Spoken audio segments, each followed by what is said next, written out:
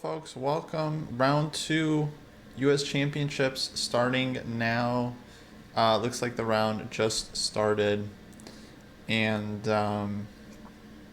yeah, already we got a French. We have an interesting French on, I would say, the top board. Fabi against Levon. How's everyone doing? Yesterday we had the first round of this tournament. It was all draws in the open section, which means that we now have a 10-round tournament. It's like everyone's even, everyone's in first place, but now we have 10 rounds left. It's very tight, actually. So I thought yesterday's games were well played.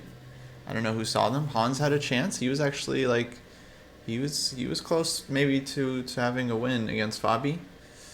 Shanklin was doing well.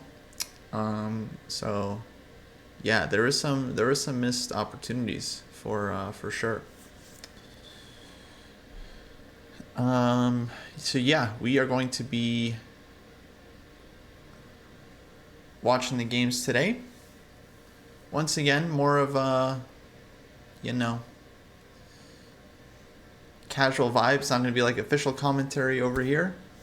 More just like checking out the games, watching without engine analysis. I might check some openings here. Like this line I'm actually very curious about. I might check it in the database. Opening I'm kind of interested in, but for the most part we won't be using engines during the show.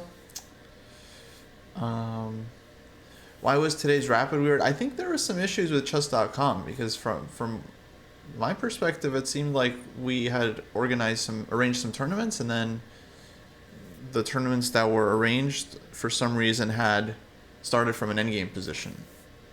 So it's just kind of chess.com, it looks like, was glitching, because normally you would have to work very hard to get a tournament to start from endgame position. So I would imagine no one did that on purpose.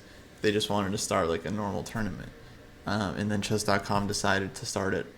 I don't know, some weird glitch. So I don't know what happened exactly, but yeah, looks like looks like Rango managed to cover everything just fine. So I was actually very appreciative. He was able to host the stream in the first place. Okay.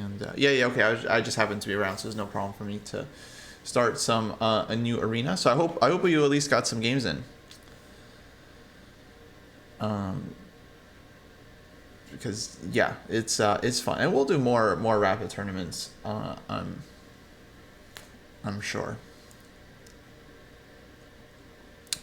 Hey Nordivic, how's it going? Wait, I think my board's not updating. Excuse me. So DC, knight c6 played.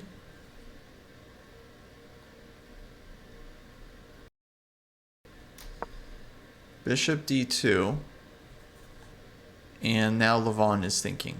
Okay, so yeah, I can tell you guys what Fabi is doing is very unusual. Let me check the database, because I'd be very curious about this one myself. So let's see what's going on here.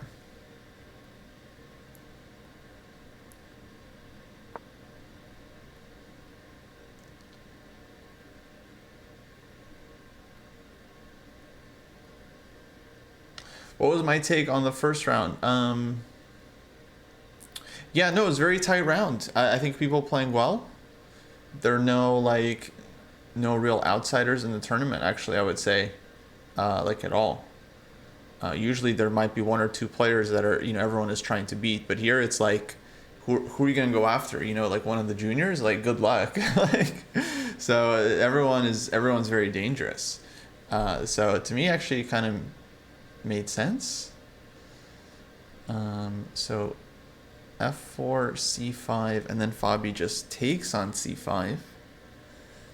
So already, yeah, that's unusual. And there have been no games by top players in recent memory. Looks like Antipov played this 2023 North American Open. Okay, Antipov, working with Fabi a bit. that's known. So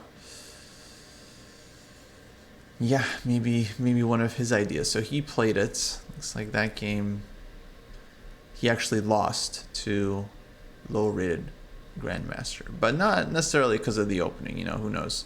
Probably opening was actually pretty good for him there. Okay, so yeah, it's not really a super well-known line. Levon played knight c6, and now Fabi went bishop d2. Okay, so after bishop d2, there's like 4 games in the database. So it's like this is like totally fresh stuff from Fabi. Knight takes c5 played. Knight c5 is already a novelty, and there are no games in my database. So very, very new. I mean, I gotta stress this. Like knight f3 is like thousands and thousands of games here. Big main line. Me and David actually just had a game that I need to review where we played this huge system, just thousands and thousands of games, huge main line. This is already a sideline, and then knight c6, bishop d2 is just completely like completely new. So fun. Looks like Fabi's really going for it this game. Levon also kind of going for it. I mean, Levon chose the French. He's not like a big French guy, I mean, I think he's played this maybe more in recent years, but like for many years, Levon was just playing e4, e5 exclusively. If y'all remember the old Levon, he was playing a lot of Marshall, basically Marshall defense as black every game. Eventually he added Berlin to his repertoire. And yeah, that was it. And then in recent years, he started adding, like he started playing some Sicilians, started playing some French. So interesting that he didn't go for just his usual e5 against Fabi. So French is definitely, it's a combative opening because it allows white has a lot of aggressive tries like advanced variation, knight c3. Both of these give white, I think, much more ambitious play than against something like the Petrov or the Berlin. And then Fabi takes very, very fresh approach here. So Levon, I'm sure he knows the French, he knows how to play it, but he doesn't know, like he hasn't studied this position with a computer, right? I mean, it'd be very incredibly unlikely. But Fabi has, so some danger here for sure. Yeah, the queen f6 move from Fabi. Okay, so afterwards I analyzed the game. It looks like he played the opening well. So that was totally, let's say, yeah, reasonable approach with queen f6. I don't think he followed up so great. Like he could have played g5 later in that game, and then he would have had like reasonable play, but he allowed Hans like some chances. But opening I think went fine for Fabi, but of course it was tough, the transition from like late opening to middle game where you have to make some very committal decisions as black, like with g5 or castling queenside, and he ends up just castling kingside. But it was like, yeah, he could have been punished for that. But okay, very exciting game. By the way, shout out to YouTube, shout out to Twitch. I'm reading both chats. Okay, the dojo is inclusive community. All right, we're open to YouTube, we're open to Twitch. We know there's a lot of folks out there that like chess, but don't necessarily like downloading the Twitch.tv app, and they're just gonna watch stuff on YouTube, and it's totally fine. And now we have the power to stream to both platforms, Twitch and YouTube. It's a magical world. Fabi's time management, yeah, was not good in the first round. No, he was in big time trouble for sure. Partly because he, wasn't super comfortable with the position, right? So he likely just didn't know what to do and was spending a lot of time calculating and trying to figure it out. Yeah, so it's hard to say, was it an issue with his time management exactly, or, was the time management issue because of he got himself into just a very chaotic position without really knowing what to do. I'm not sure.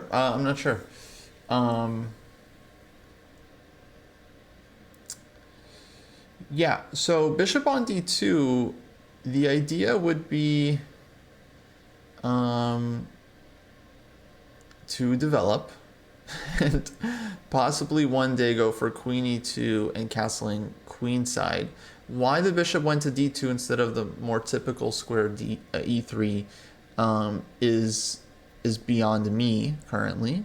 I think this is a question for the engines. And if one of you guys wants to check this with the engine, like, oh, bishop e3, run, you know, it's totally fine. It's totally fine. You can share that information as well. That's all good. That's all good. The no engine stuff, it's more like once we get into the game, you know, we're into the middle game, both players here, we're like trying to figure out like what they know in the opening. You guys want to check something with the engine, totally fine. Sometimes I might do that as well while we're doing the stream because I'm curious about an opening. I want to see some line. I want to see like, okay, what exactly are they aiming for here? So yeah, why the bishop is on d2 here, I think it's some kind of computer thing. I could imagine it covers the b4 square. People asking about d4. d4 is a super committal move, especially given that you know your opponent is in his opening preparation and he's like one of the best players in the world when it comes to like preparing tricky lines. So for sure, Fabi, who like, you know, has more time than he started with, he's like, okay, he has this in his notes. Whether it's good or not is, yeah, hard to say. I would imagine white's fine. My first thought would be knight b5, and then if a6 to come back here. I don't know if this is any good. b5. And actually, I don't love this for white. Maybe there's something, but it's not really obvious to me. So on d4, maybe we go knight e2. And d3 would be the obvious question. And maybe white can just play like knight g3 here and say, then nothing's happening. I'm not really sure about this. Yeah, this feels like a computer question again, because I don't know. d4 definitely looks like feels like a principled move, right? Because it just says like, okay, you didn't put stuff on d4, you took on c5, so I'm going to try to take advantage and push d4. Because normally black wouldn't be allowed to go d4. Normally white would be playing here and here, and black is just never getting d4 in.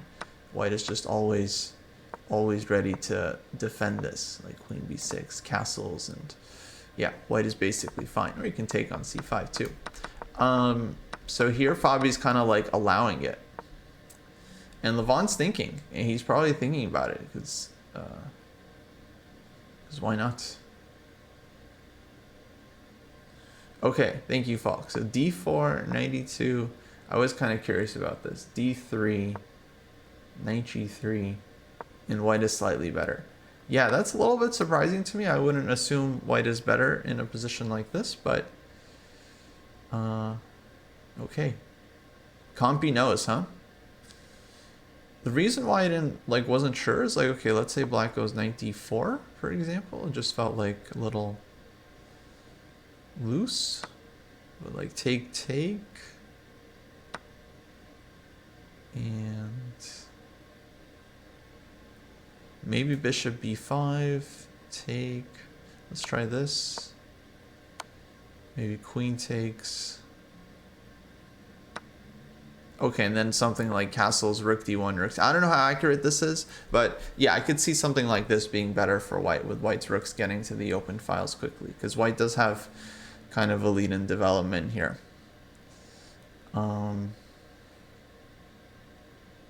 Oh yeah, black's not. Yeah. So if Levon is calculating this, and he's not going to be like, oh yeah, h5, and I'm good here. It's like, unless he knows, like, yeah, unless he's seen this exactly, he's not gonna. It's not a thing you just, yeah, like, oh yeah, h5, h4.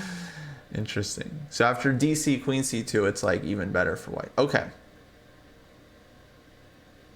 So that's Fabi's little ploy. He's like trying to provoke Levon into pushing d4 and d3. That would be my guess. But I would imagine black is fine. Otherwise, this would be a thing that people play. Probably black can make a lot of moves. But that's the thing about like when your opponent has kind of caught you in some line. It's like, okay, you have a lot of natural moves you could play, but you don't really know. So you have this insecurity. Like, what if there's only one move? What if d4 is the only move? And I have to find something there. And like that's why Levon's spending time, because he wants to see if there's some immediate way for him to just get a reasonable position, or if he needs to just kind of buckle down. And because he can play a French, he can start making French moves. b6, bishop b7, bishop e7, a6, b5, bishop b7. Like, these are just very typical normal French moves. You're probably not going to fall super worse here, but you never know. The French is can be a tough opening to play. Like, you make one mistake, you get a bad position, kind of thing. So tricky, and he's under some pressure. And lately, I was thinking about this in my latest tournament, actually. I play this 1 round per day event in Italy, and the pairings would usually come out the night before, so everyone would have at least like 10-12 hours or something to prep for the game, sometimes more, like 15 hours, because you get them the night before, and then the round would be at like 3 p.m. Maybe in 4 p.m. And you had a lot of time to prep for the opponent, and I found that there's a lot of benefit to being, at least if you're a tournament player, there's a lot of benefit to being the one that springs the first surprise, because then your opponent is out of book, they're uncomfortable, they're wondering, okay, what have you prepped? You're more familiar with the position, and these days it feels like it's a lot easier to learn a new variation, new opening than it used to be. So I don't recommend like learning a new opening before every game. Like, you play the French normally, and then tomorrow you're going to play Caro Kann because your opponent plays like some fantasy variation, then you want to like prep it. Like, I wouldn't say like, oh, just like completely learn a new opening. But for example, if you already play the Sicilian and then you want to like maybe try a different variation that's kind of similar, that I think is very doable these days, like overnight. Or if you, as white, are normally playing one line, but you want to kind of switch it up a bit, it's very, very, I think, nowadays straightforward to just prep it out.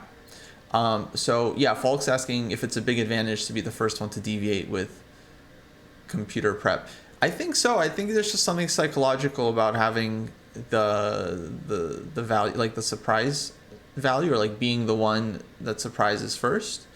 Of course, it's not going to win you the game every time, and so there's a balance. It's a very interesting balance, because on the same time, if you have someone that's like really experienced in an opening, then it almost doesn't matter what you prep for them. At some point, you're going to get a normal middle game position, and then they'll outplay you.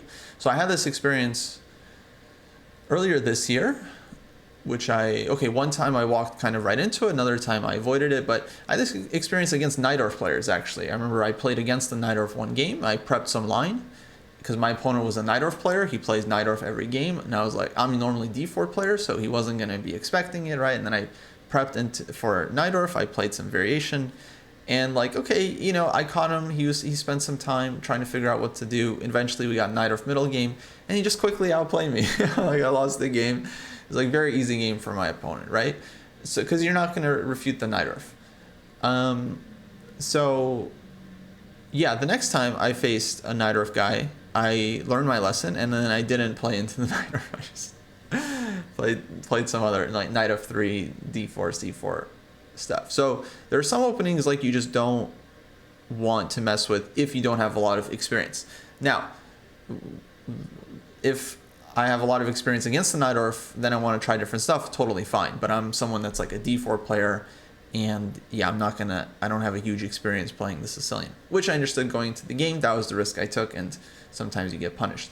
And for me personally, as a King's Indian player, as black, like I'm very happy when an e4 player all of a sudden plays d4 against me, because they want to like play into the King's Indian. I'm like, great, let's do it. Let's do it. Show me what you got. Show me what you got. Also because I'm curious. Like, okay, they think they have something, right? They think they've they've put the King's Indian under pressure. Let's see it. Let's see. If there's something I want to know about it, I would like to know so I can analyze the line and prep it for next time and have it rock solid. Didn't I write a book about the Open Sicilian? I have, yeah. So I have a lot of knowledge about the Open Sicilian, but I don't have a lot of experience because I haven't played it a lot over the board. And I think over the board experience is not something that it can be replaced with just a lot of studying. You know, it's like you have to, because you have to play the positions, right? You're studying the opening, you're studying typical structures, but eventually like you have to play the positions, and they're very, very sharp. Especially something like Open Sicilian, King's Indian. You know, these aren't like easy positions you can understand just like your first time there. You know. But no, I think it makes sense to try different stuff in the opening, as long as it's not totally like, I think it should be somewhat related to something you've played before. Also, this is mostly advice for people that are already like playing a lot of tournaments, like have a developed repertoire, you know, have already studied a bit of openings. If you're just kind of coming into it like new, like you've never learned an opening before, I would suggest sticking to one thing and trying to like get some consistency going so you learn it really well, then eventually branching out only once you feel like you know something, and want to try something new.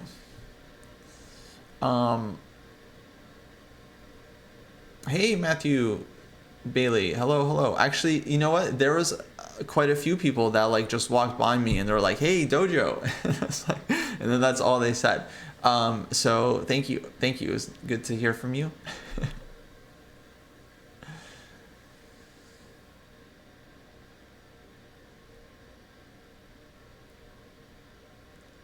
Yeah, question. If you find out the matchups the night before, how do you balance prep and sleep? Well, I think sleep is important. So I would say you should get however much sleep you require to be a functioning human being. And then normally I prep in the morning myself. Sometimes I don't even check the pairing the night before. If it's like an afternoon round, like a 3 p.m. thing, then I'll have plenty of time during the day. So I just sleep not knowing who I'm playing. I sleep peacefully, and then I wake up and I say, oh, I'm playing Grandmaster so-and-so. I'm like, okay, now I can start preparing. Or if it's a morning round, like a 10 a.m. thing, then I'll check the night before, do a little bit of prep, try to get some sleep, try to get a little bit of prep in the morning as well.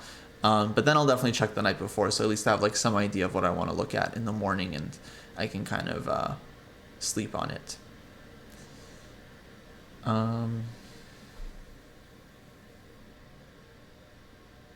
No, I wasn't coaching at the Olympiad. I was just visiting there, just because I was in Europe, and yeah, I wanted to see it, and maybe make some content from there. Ended up being super fun. Why did I choose to write a book about the Sicilian if I was a D4 player? So I had a co-author, actually someone I ran into at the Olympiad, and we got to catch up after many years. And he was a big expert in the Open Sicilian, so he was kind of gonna provide the knowledge, and then I would be more of like the writer and then help him like research stuff. So we worked together on basically everything. And yeah, it just seemed like a good topic at the time. Like for me, it was just gonna be more about learning how to play the opening as I'm kind of writing the book. For him, trying to like more explain his ideas and his experience. And so we analyzed a bunch of games, and we ended up putting a bunch of annotated games into the book, like model games, exercises, positions to remember, things like that. And so yeah, for me it was cool because I got to learn a bunch about like how to like play Open Sicilian. So I feel like I know a lot of ideas. It's just I don't have a lot of practice. But okay, you never know. I might be pushing E4 a little bit more often in the future. You never know. Okay, this is interesting what's happened. So knight f3, Levon went bishop e7 after a bit of a think, which totally reasonable move. Just he decided he has nothing better. Bishop e3 from Fabi, losing a tempo. Literally just bishop d2, bishop e3. So there's something about the fact that he got knight takes c5. He got black to take this way instead of taking with the bishop that he's happy about. And now castle. So like, okay, the position we would compare this to is if white played normal, knight c6, bishop e3, bishop e7, take take. Basically, like, we have this position, except black has an extra move, castles, which, like, likely isn't bad for black. I mean, the king does get attacked here with h4, h5, but it also, I mean, does want a castle at some point. So basically, Fabi's went into a theoretical position, but having given black an extra, he's not like he's down a tempo exactly. What's more accurate, I would say, is he's given black the extra move castles, and then it remains to be seen how useful this extra move is. Because it's not like black got an extra tempo to just do whatever they want, like a6, b6, rook b8, bishop d7, any, like, you know, useful move. They specifically were forced to castle.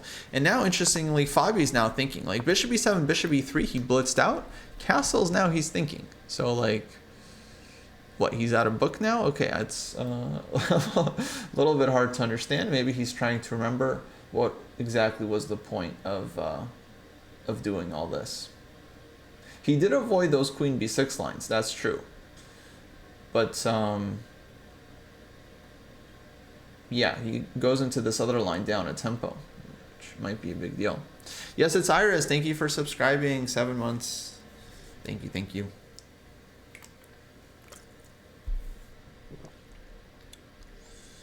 Okay, interesting. I'm going to go ahead and say that's interesting. You guys can disagree. Let me see what else we got. Oh, Sevian Robson is Jobava London. I feel like this is one of my Title Tuesday games. You know, I play this as black. They go h4, h5, knight f3, knight e5. And Ray's like thinking here. I mean, c5 is... Ray, this is like theory that you should be knowing. c5 is like the main move. You know, even I know this. Come on, Ray. Come on, Ray. What are we doing? 108. What are we doing? Not good. Not good. So Ray, like, a bit caught here in the opening, because this is well-known stuff. This is like the Danya Bortnik course. You know, they got like 1,000 games here. So, and Ray's an onliner, so I don't know why he got caught here. Wow, Liang Neiman draw already. Whoa, Berlin draw. What is this? What is this? Boys, what are we doing?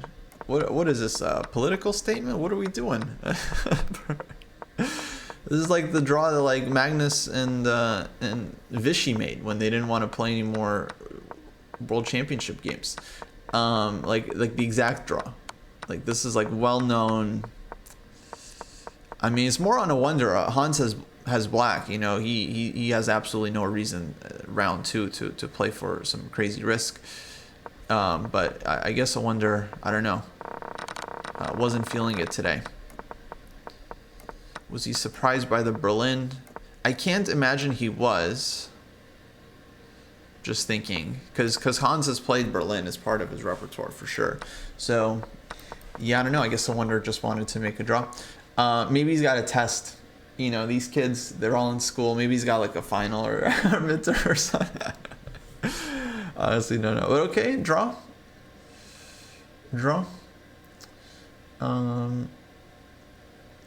Oh, Falk, yeah, you had a good question. If this isn't what you would just expect black to do, yeah, I mean, a lot of times there's many different options and you just miss stuff in your prep. So it's like, yeah, it's hard to say, you know, or there's just like so many lines, and maybe bishop e7 is straight up dubious. Like, I don't really know. And then it's just like, okay. And then you're like, what was I supposed to do here? You just don't remember. But Castles looks like he ended up going a3. A3 is the kind of move you make when you know something about the position. It's not like, yeah, if he was out of book, I don't think he's just playing a3 here super fast. It's also a little bit hard to understand this move right off the top of my head. Like, why wouldn't he just go queen d2, for example, right? Queen d2, h4 would be the normal moves. Bishop b5 maybe. So a3, very, very tricky. But Fabi, I mean, one of the best, like, at coming up with, like, sharp lines and putting pressure on the opponent out of the opening. So definitely he's, like, yeah, not to be trifled with. He doesn't just go a3 just because, like, oh, maybe a3 is good for, like he knows what he's doing. He knows what he's doing. Maybe the idea is to go b4 and bishop d3 and then just go for the full full-on attack.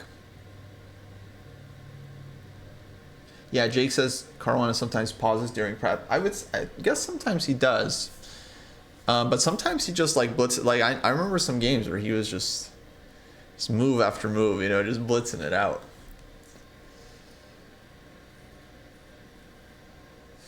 Oh, okay. Dominguez, Shanky, Najdorf. That's cool. That's cool. Yeah, this is a very theoretical line, I would say. So f3. Usually when they play f3, it's because they are trying to avoid bishop e3, knight g4, which I guess theoretically stands well.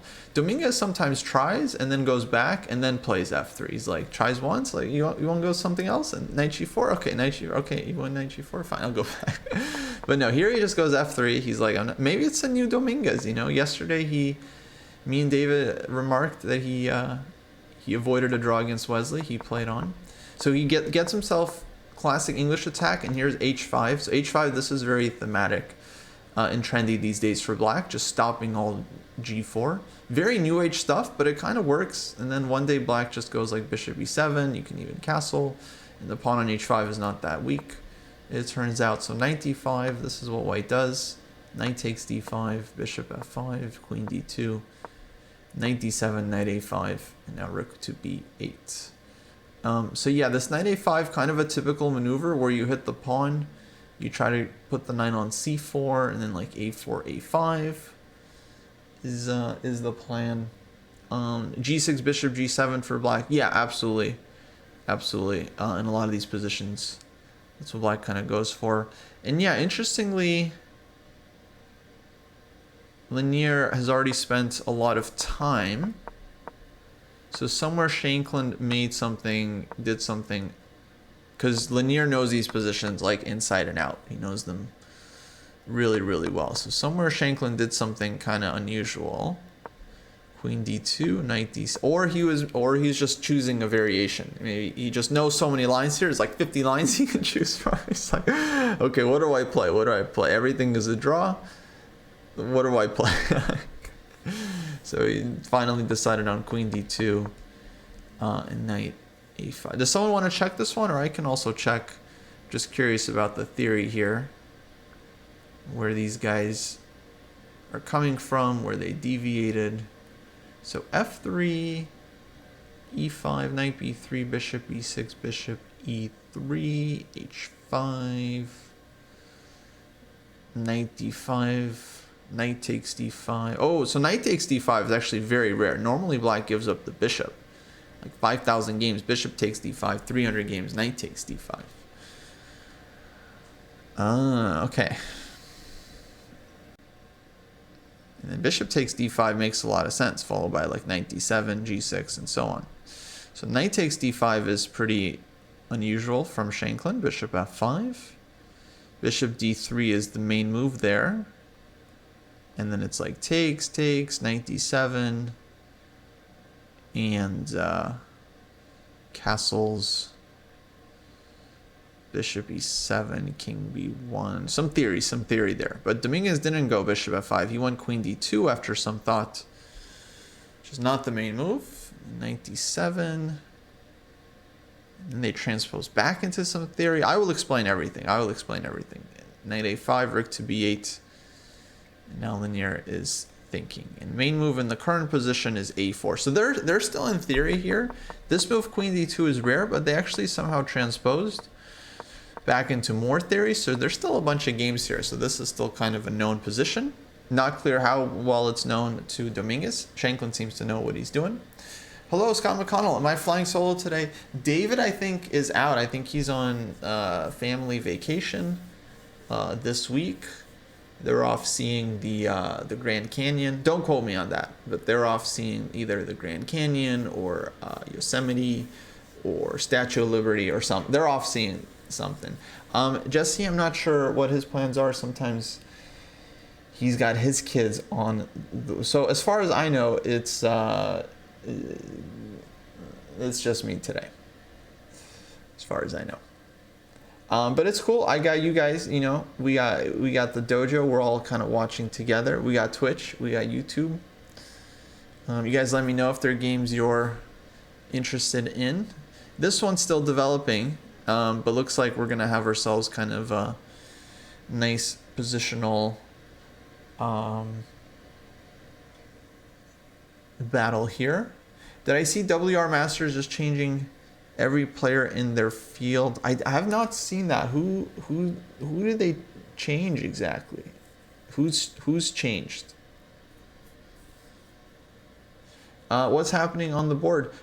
Basically, we've got developing opening here still. Both sides need to castle. And this one actually is more of a positional thing because the center is actually rather closed. Both sides have their advantages. Like black here is kind of playing on the king side generally, and white's playing on the queen side. The classic structure that white plays for is like c4, b4, and trying to get c5 in. This is white's playing in this kind of position. They have to do this slowly though because they also need to castle. So like bishop e2, castle, rook c1. And in the meantime, black is looking to push on the king side a bit. So like h4, maybe bishop g6, f5, knight f6, and so on. So it could develop into a very sharp game, but for the meantime, it's going to be rather positional because both sides again still need to develop. But it's also very interesting because it looks like Dominguez maybe caught a bit out of book, where Shanklin 134. I mean, they start with 90 minutes, so Shanklin very much knows what he's doing here.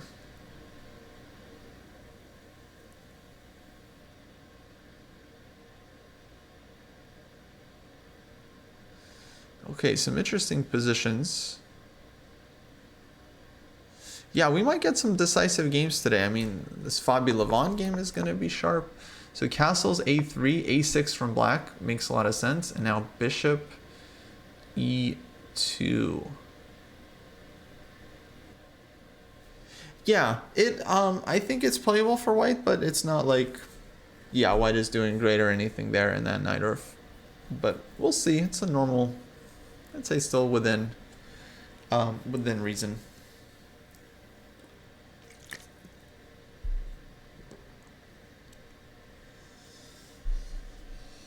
Yeah. Okay, what do we got here? So bishop e2. And I'm curious. Okay, b5. So Levani's like, all right, we're playing a French. I gotta go b5, bishop b7.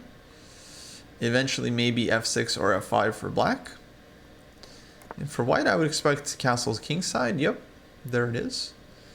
And then queen is gonna go somewhere. Either queen d2 or maybe queen e1, queen g3 might be a thought. Because in this one, okay, white's definitely playing, typically playing on the king side, like playing for the f5 break, maybe knight d4, f5, rook d1, knight d4, f5, bishop f3.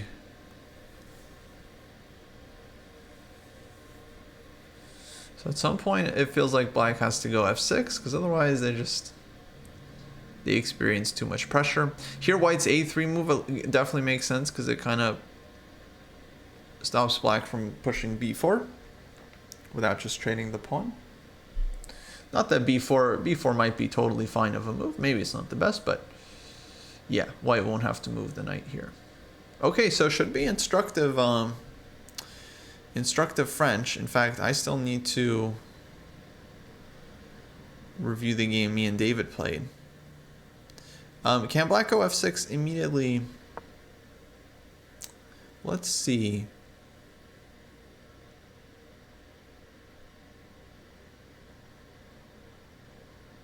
I think they could.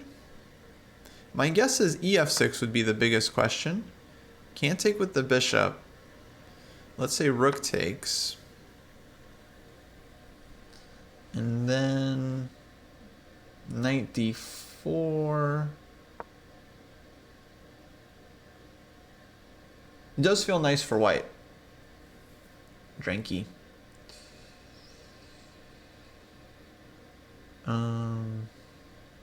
Because we're kind of ready to take on d4. We're going to put the rook on e1 here. Bishop will come out at some point. Yeah, I think this is nice for white because, yeah, this pawn is just kind of long-term weak. But that's just my thought. But yeah, I think if f6, ef, you want to be able to take with the bishop as black so that you are at least more active. But the knight on c5 is a problem. Yeah, that's the thing. Yeah, when you go f6, you definitely stop the kingside attack, but at that point white just kind of switches gears and says, okay, now I try to put pressure on this guy. So Lavagna just stays flexible, bishop b7, and then like a typical idea here for black, like queen c7, bring the rook to d8, and then knight e4. And the point is that like you set up the rook on the d file, so if takes, all your stuff is super active. But in the meantime, white has moves, so white can play like knight to d4, queen d2, rook d1, or rook e1. And then maybe we'll look at f5 one day. Maybe queen e1, queen g3, and then f5, this kind of thing. Queen e1, I'm kind of feeling in this position for Fabio. I'm not sure. I imagine there's still theory here, but...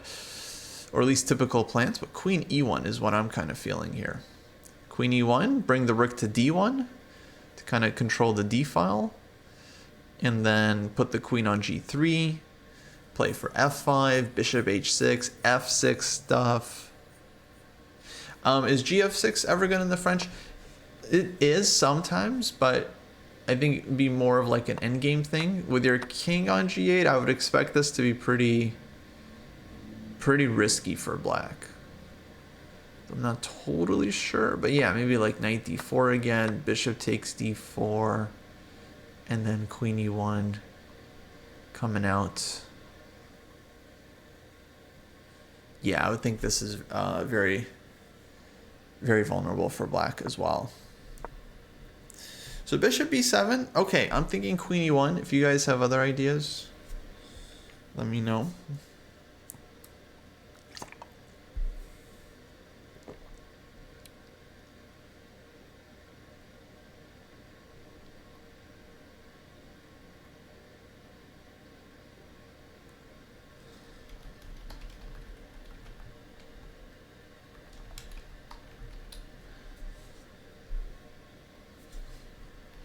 I want to find the game David and I played in the team battle, because that was a French. I haven't even analyzed that game. Wesley's game looks kind of crazy. Cool. We might check that out.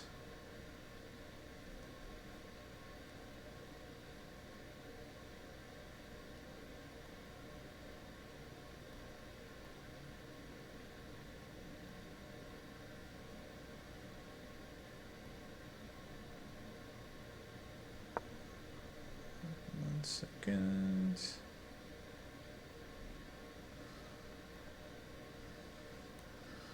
King h1. Yeah, king h1 is a move that is often useful for white. It's hard to say when exactly you want to play it. Maybe it's a little bit early here, but yeah, totally possible.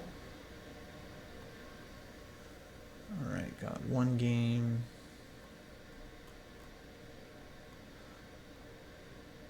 And got my second game. Nice. Looks like we did get queen e1 on the board, so I'm going to go ahead and say I called that one. So GM norm for me.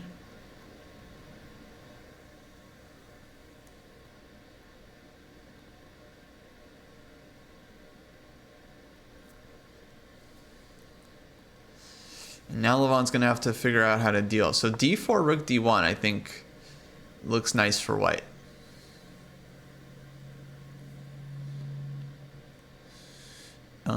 Queen e1 is coming. Let's check out this Wesley game. We haven't seen this one yet. Oh, what was this line? This is something I've seen somewhat recently. This was in English.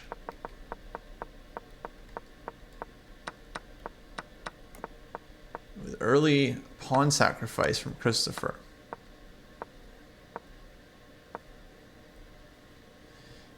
And yeah, I don't know much about this one. Looks like you could have taken here, but I guess that's kind of too risky because of like rook f1. Or actually e3, your bishop gets trapped, excuse me. So e3. So Wesley's not worried about that one. But black has some compensation. Just kind of fighting against the structure. Oh, e4 was a novelty by you. Oh, interesting. Yeah, to me it feels like a very known idea. I feel like I saw this one somewhere, but I don't remember where.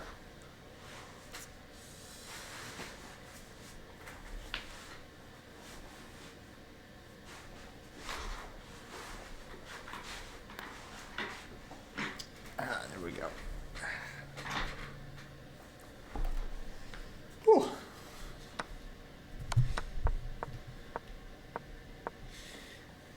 Yeah, if takes, then maybe black can take on f2. So h4. Okay, so Wesley gonna try to take Christopher to school.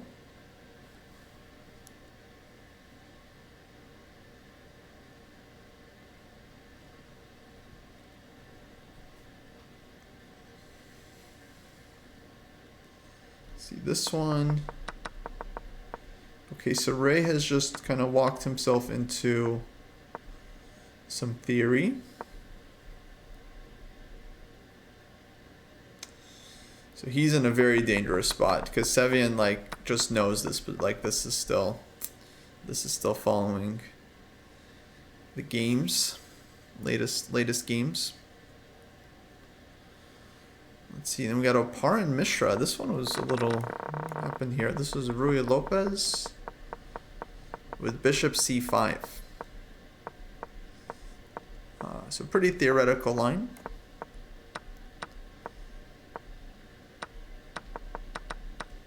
Looks like they got some early middle game play in already. Wow.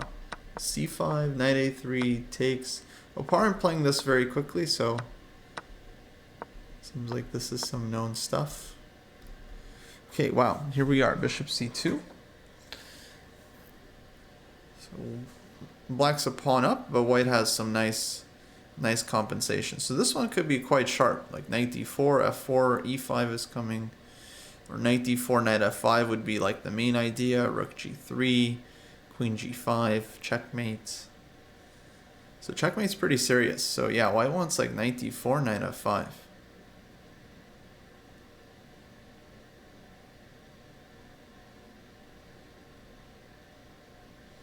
Okay, keep an eye on this one.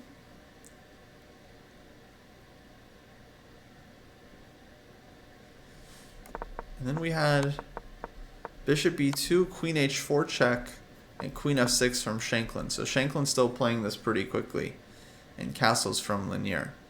Shanklin's still having more time than what he started with, so I guess this is something he knows. Is the follow up here, or is it going to be bishop e7? Curious how he plays this one. Maybe we can stick with it for a second.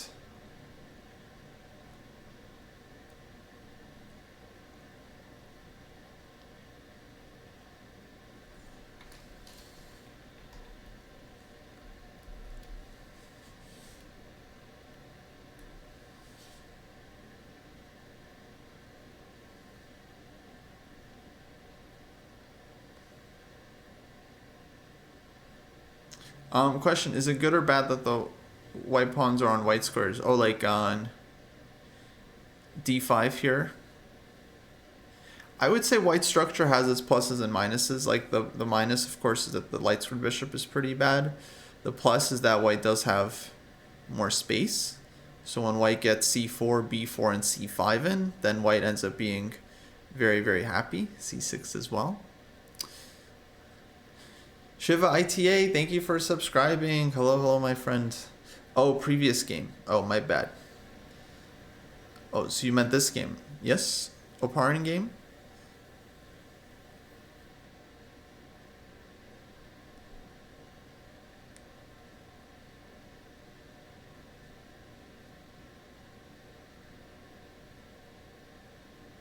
I'm gonna wait for confirmation before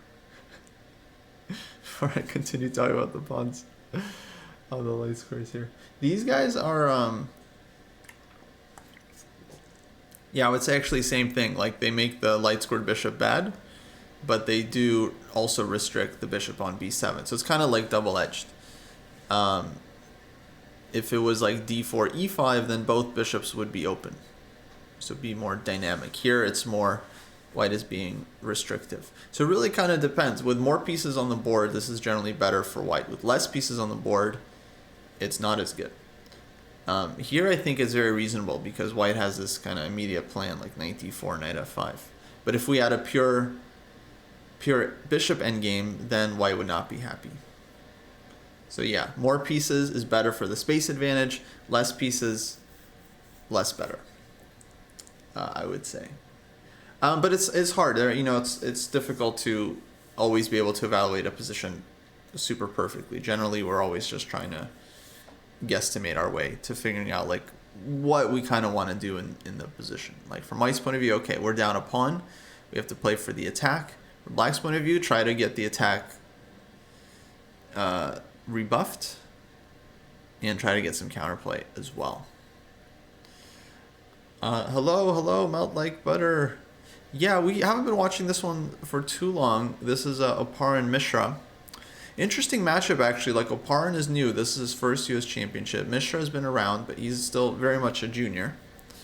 Very much a junior. I think he's the youngest by a couple of years, actually. And, yeah, Oparin sacked a pawn in this one and has a lot of time on the clock. So he's, like, feeling pretty comfortable.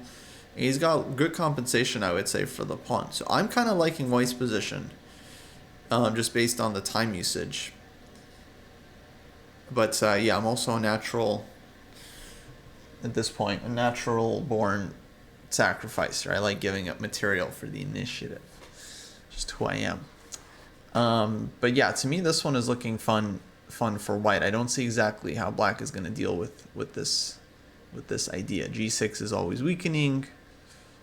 So we'll see. Should be fun though. Should be fun. And then we have Fabi Levon, which for me is a big game. It's Fabi with white, generally almost always playing for the win. Last we saw queen e1, and then Levon goes for knight e4. So he plays this one before white has a chance to put the rook on d1. And he's just inviting this trade, which makes black's pawn weak. So it really invites this and knight d2. But he is likely banking on his activity on the diagonal to make up for it. And probably he's okay. Like queen c7, for example. Knight takes e4. Knight takes e5. And then fe, bishop takes e4. Something like this. I think black is really happy. Diagonals are open. Bishops are active. E pawn is weak. C pawn is weak. Perfect Sicilian at this point, even though we came from a French. So I don't think white's going to be able to scoop up this pawn so easily. Instead, if white were to take, it would be in order to play around the pawn. And I'm not sure if Fabi's going to take this one, but what other option does he have? You don't really want to bring your queen to c3. Bishop d4 would be nice, but bishop d4 black is going to take on d4, so you don't really like that. Maybe bishop d3 here is playable. Knight c3 and then even bc.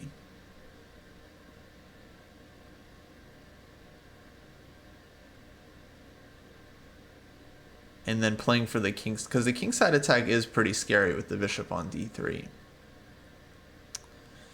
I wonder if he's thinking about that. This would be my instinct. Bishop d3.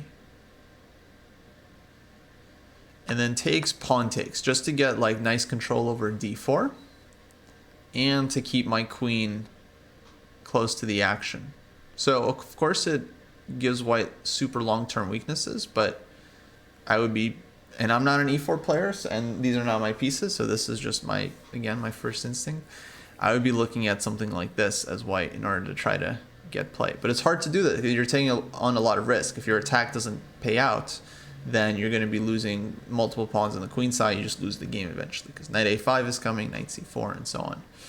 So I have not much idea if this is working, but this is definitely what I would be analyzing. Let's say queen g3. To me, it looks nice for white. Knight a5, f5. This looks like checkmate to me, honestly. I think this is just checkmate. I think this is checkmate coming. f6, queen h4 stuff. King h8. f6 takes, queen h4, f5. Bishop g5.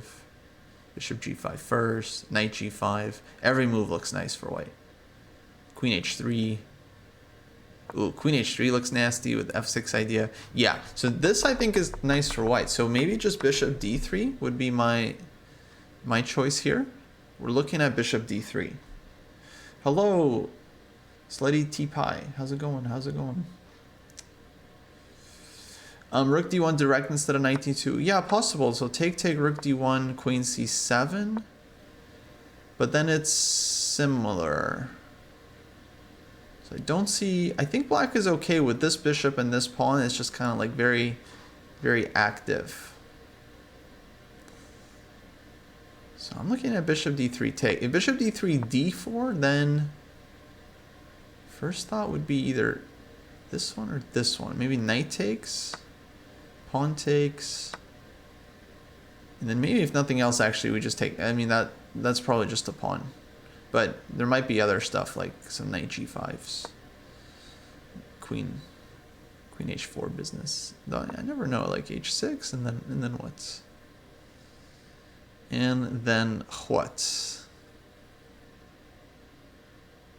You guys know what I mean? Like, how do you, like, what's the follow-up? Maybe this one, h6.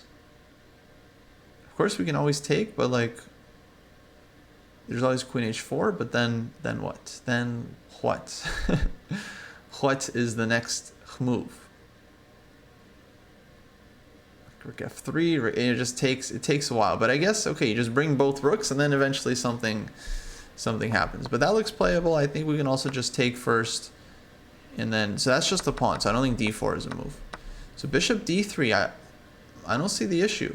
Maybe black goes back knight c5 trying to take, but no, then it's gonna be one of these for sure. Oh, it's a check. Oh, okay, otherwise it was gonna be a bishop h7 thing. Check, though, gives black time to then defend. So I don't know about bishop c5. So maybe bishop d3, knight c5. And, you know, white doesn't really want to allow take. Maybe king h1 here, threatening to take, and then do the Greek gift thing, which looks dangerous, but I don't even know how dangerous that is. No, it's probably pretty. Yeah, it's probably pretty dangerous. Okay, so that's my best guess, is that he's not going bishop d3 because of knight c5 back, and then what? And then what do you do here? Because knight c3 bc, I think this is nice for white. I think this is like f5, queen g3, rook a, like everything is coming into the attack. You got f6. I think this is totally fine. But knight c5, I don't know what you do here. Takes, king h1, h6 back, and then you give up your dark squared bishop. You can still play f5. Maybe this is still dangerous, actually. I'm not really... I wouldn't know exactly. Maybe this is still dangerous. And then queen g3, rook e1 type stuff.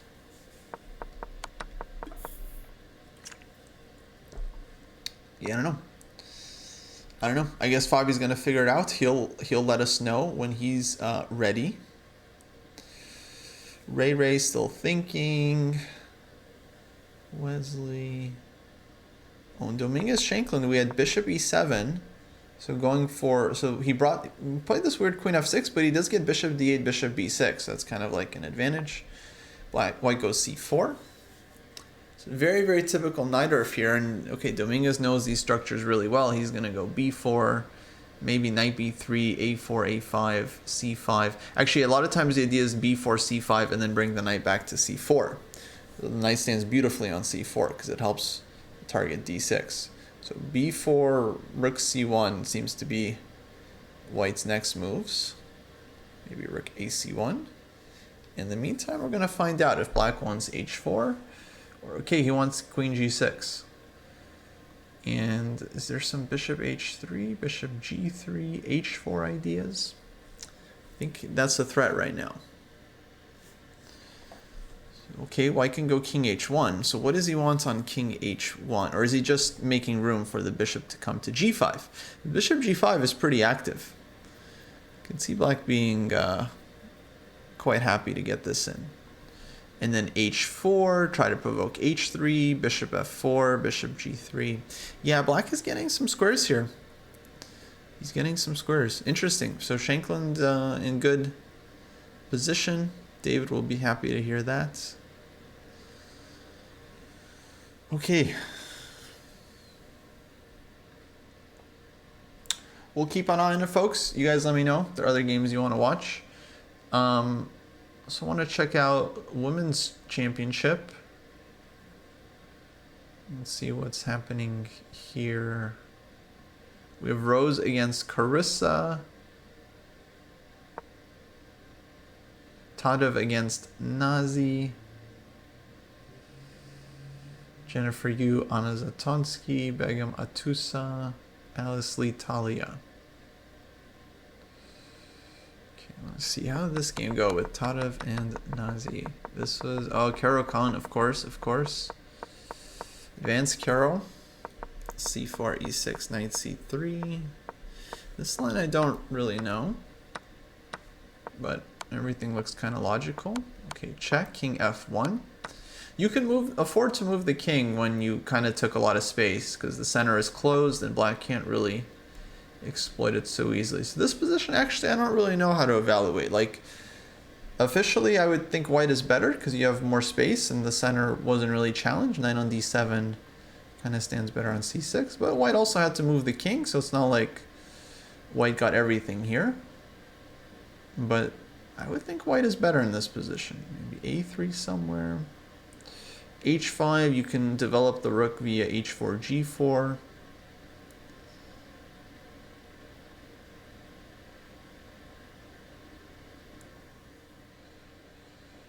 And yeah, eventually white, develops here.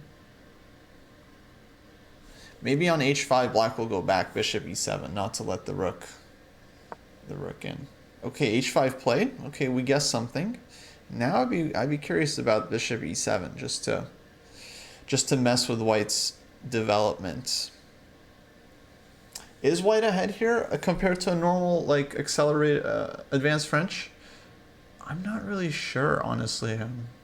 I used to play French, but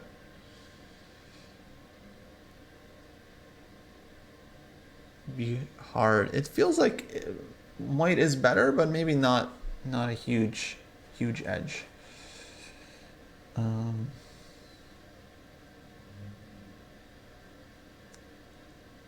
Actually, black might be fine. Like, maybe you could even just castle queenside and go king b8 here as black. Like, bishop e7 first, then castle queenside, king to b8.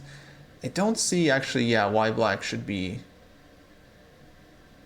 in so much danger. Yeah, I think I'm changing my eval a bit here. I feel like black is actually kind of fine. Because you traded off the bad bishop. King can hide safely on b8. And then we only have, like, the g7 weakness to worry about, so it's probably fine. I'm sure things will get very sharp, though.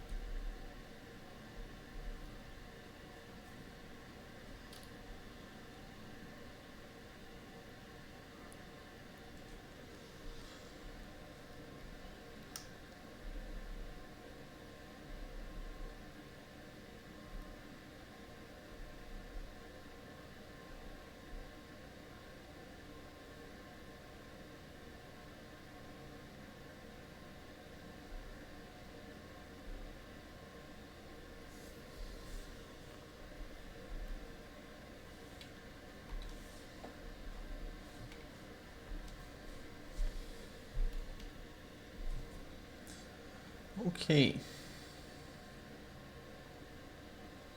So Nazi thinking here. I feel like bishop e7. Yeah, white's knight gonna have to move at some point, probably back to e2 and c3, or maybe comes to f4, or maybe just supports future f4, f5 push. Actually, that's kind of big idea here for white as well.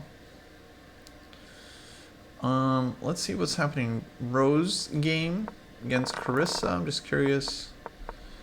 Wow, knight f3 and b3 from Rose. Okay. Double fianchetto against Carissa's typical King's Indian. She goes for a5. I've done this a5 thing. Usually you go a4, but this is all fine. Knight a3, a4, b4, queen b6. Okay, this one will be sharp struggle. This one will be sharp. On b4 is a little weak. The white has a lot of options. b5, queen d2. But the thing is, black can go e5 somewhere.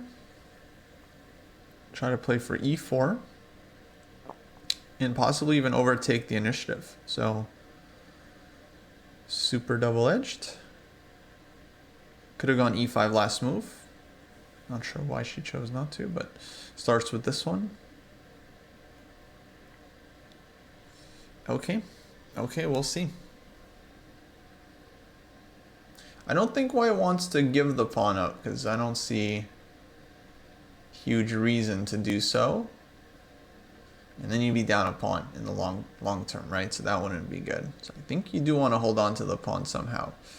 Either queen d2, probably my first instinct, or b5.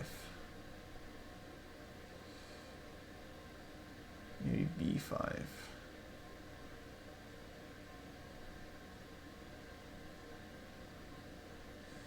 Yeah, okay. We'll see. We'll see. Let me go back.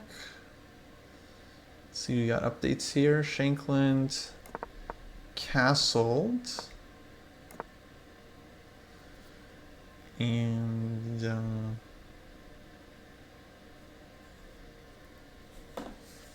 yeah, b5 did give away c5 square, but sometimes, you know, you also have to do this in order to take squares.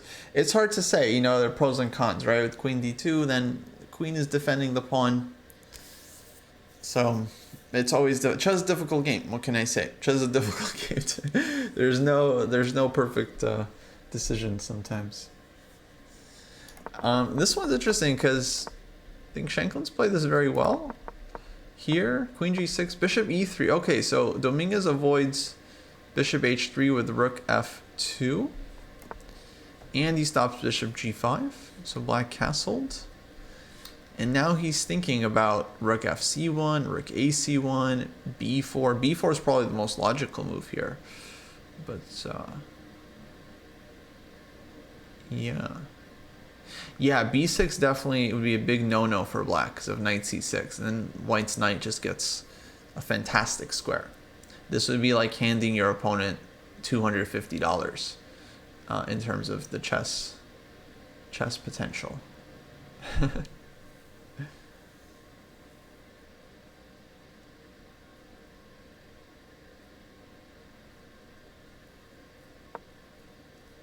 And b4 played, yeah. That makes sense. Oh, and look at this. Bishop d3 played by Fabi. Called another move. But now, I'm not sure what the answer will be on knight c5. Because knight c5 to me seems like a big question. Knight c3, b takes c3. I think we already established that looks nice for white. But knight c5, don't quite know what white's doing there. Is he giving up one of his bishops?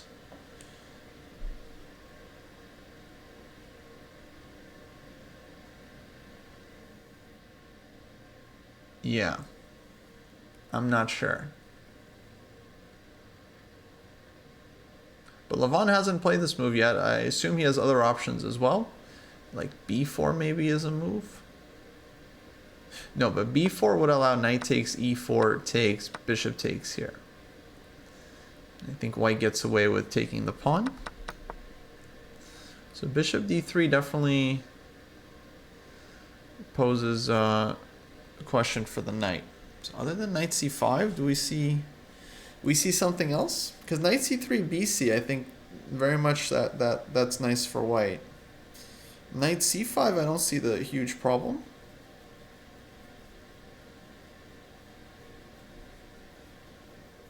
And then I'm not seeing other moves.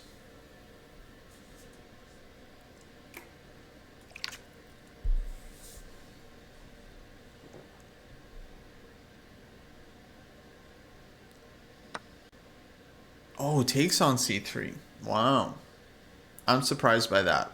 To me, bc, and it feels like white is a big attack. Maybe it's not so simple. Maybe bc, maybe just g6. Black just says, you know what? How are you gonna break? Too slow for this, and this, and this, and then takes, and then takes, king f2, rook h1, checkmate. Too slow. Yeah, so look, I was thinking BC here because I felt like, despite the weaknesses, I thought that white's attack on the king side just looks too strong. Because all of white's pieces are pointing this way. We have queen g3, f5 ideas, rook e1. So to me, it looks like a huge initiative. Maybe Fabio will take with the queen. I think he still could. It's just that you kind of lose time. If you take with the queen here, black goes rook c8, then you got to drop back queen e1. Black will play d4. The other thing I like about BC is that you control the d4 square. So you make it very difficult for black to open up the bishop. I don't know. It's not an easy decision to make, and Fabi hasn't blitzed it out, so clearly he's unsure about this one.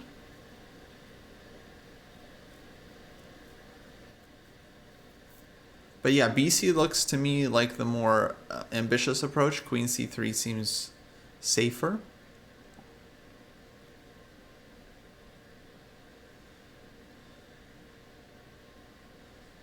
So Fabi's he's got to ask himself how badly he wants to win here. Because queen c3, I think, to me that looks more drawish. Like rook c8, queen drops back, d4, bishop d2. Black's stuff is more open.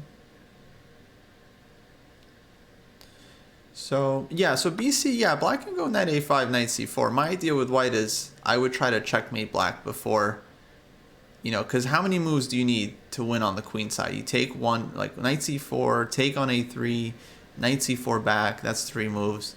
And it's like a5, a4, a3, a2. That's 7 moves. And then you still haven't won the game. It's just, you got the pawn to a2. In the meantime, I want like 1, 2, 3 moves, and then I'm already threatening to checkmate you. So you get 7 moves, you haven't even promoted the pawn yet. I get 3 moves, I put checkmate on the board. So that's why I'm feeling like white's attack is promising here. Of course, it's a lot trickier than that because black can defend against the attack. But then every time you make a move on the king side, it's a move you don't get to make advancing the queen side play. It's a judgment call. But yeah, for me, it just feels like this is coming very, very quickly. Of course, these guys are playing at super level, right? I'm approaching this with the veracity of a Title Tuesday blitz game. On Title Tuesday, okay, I just take on c3, I go queen g3, f5. I see what happens, right? Here in classical chess, of course, they're not going to want to take on any unnecessary risk. So it will be interesting to see how Fabi takes this one. He's still considering. I'm not saying BC is correct. Honestly, I have no idea. I'm just saying I would think this is the more ambitious approach, because then you're saving time by leaving your queen faster to get to the king side.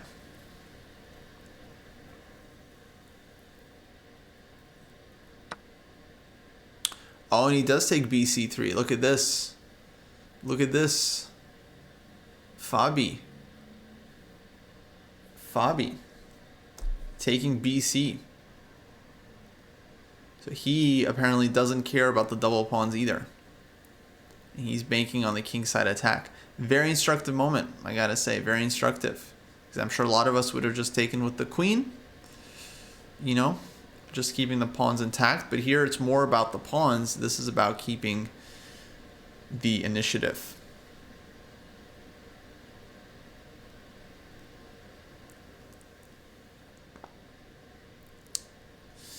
So, very interesting. Very interesting.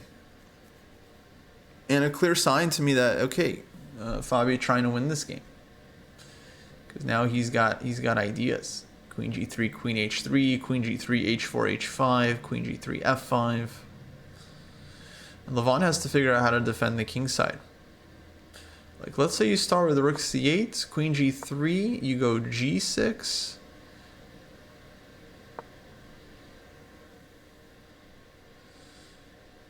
Then I would think maybe h4, h5. Oh, f5 played. Okay, Levon's not messing around. He's like, no attack.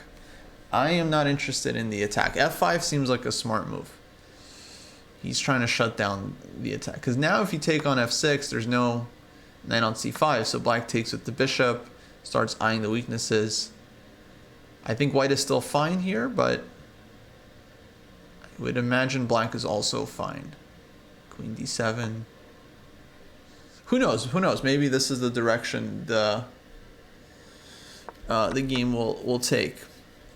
But f5 is very interesting. If he doesn't take on f5 or on f6, the other idea would be king h1, rook g1, g4, which often is very, very dangerous. It's slow but dangerous. So king h1, rook g1 would be like the... So once again, Fabi's given the choice. He can go EF and kind of bail out into safe position, or he can keep his structural weaknesses, go king h1, rook g1, launch the attack with g4.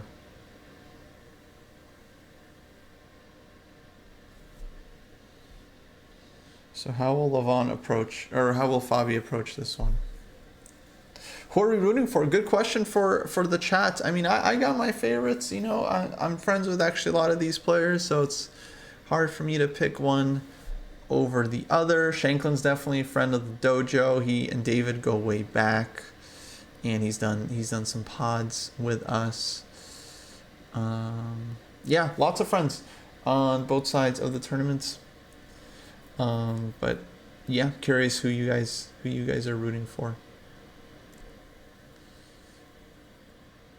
So for me, king h1 here seems like the aggressive play.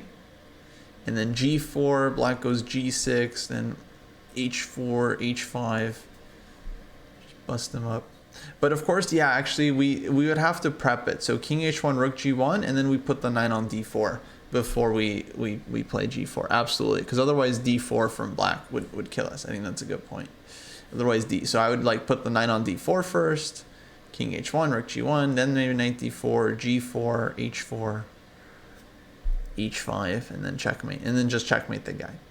Just put checkmate on the board and win the game. That would be my strategy. If I was going to coach Fabi for this one, I'd be like, put checkmate on the board and win the game. Score the full points. Mate the guy with your pieces. Take your pieces and put them on top of the opponent's king. That would be my strategic advice.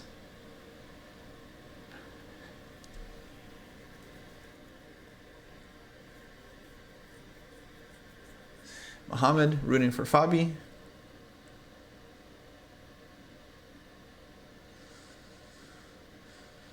Scott rooting for Hans.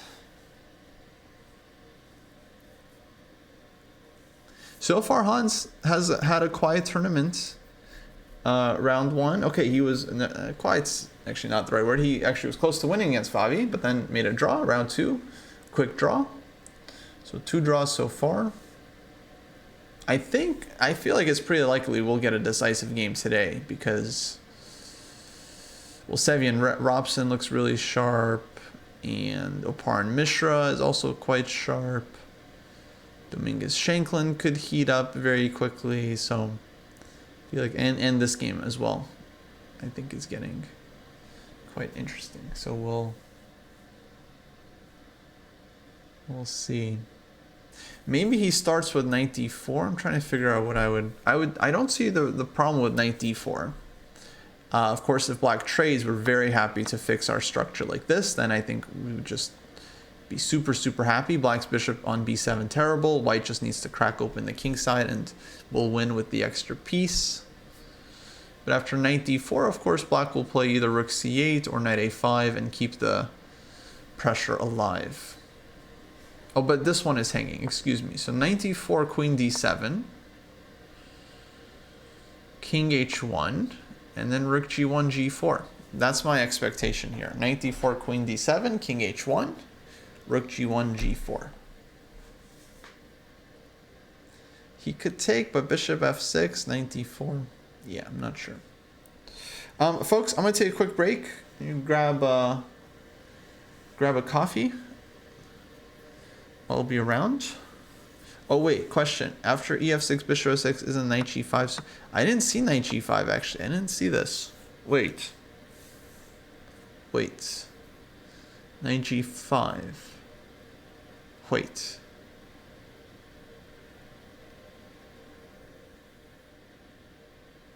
I guess take? You gotta take? Pawn takes? I guess this is not the easiest position to evaluate because white has a nice bishop pair, but black has a nice center.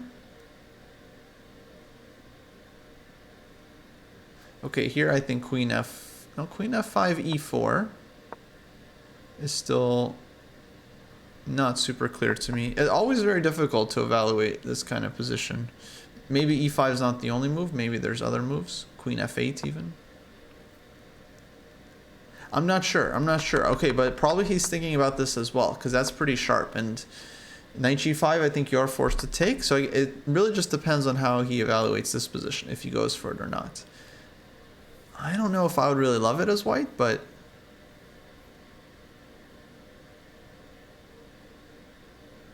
maybe it's nice. Maybe it's nice. I'm not really sure. I guess Fabi will tell. Time will tell, but Fabi will tell also. Okay, folks. BRB, enjoy the game. Pikachu's here to just, if you guys need anything, drinks, whatever, just let it know. And I'll see y'all soon.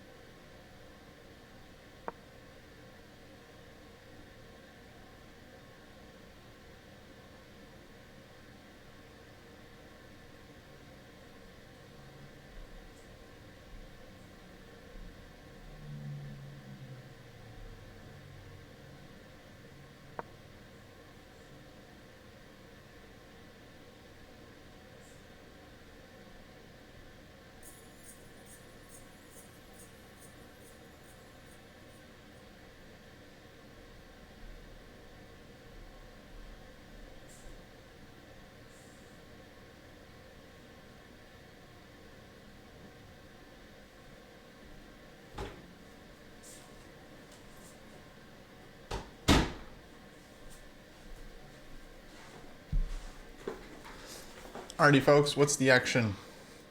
Whoa. Whoa. Whoa, whoa, whoa, whoa, whoa. Whoa. What happened?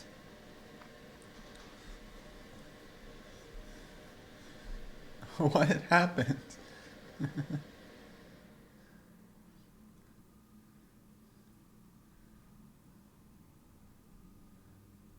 He took on f6, huh? You guys like the no engine, no commentator commentary? You guys like that? Okay, he took on f6, bishop c5. Okay, this is very concrete. I didn't realize he had this one. So rook e8, and now queen g3. Ooh. This is super scary for black.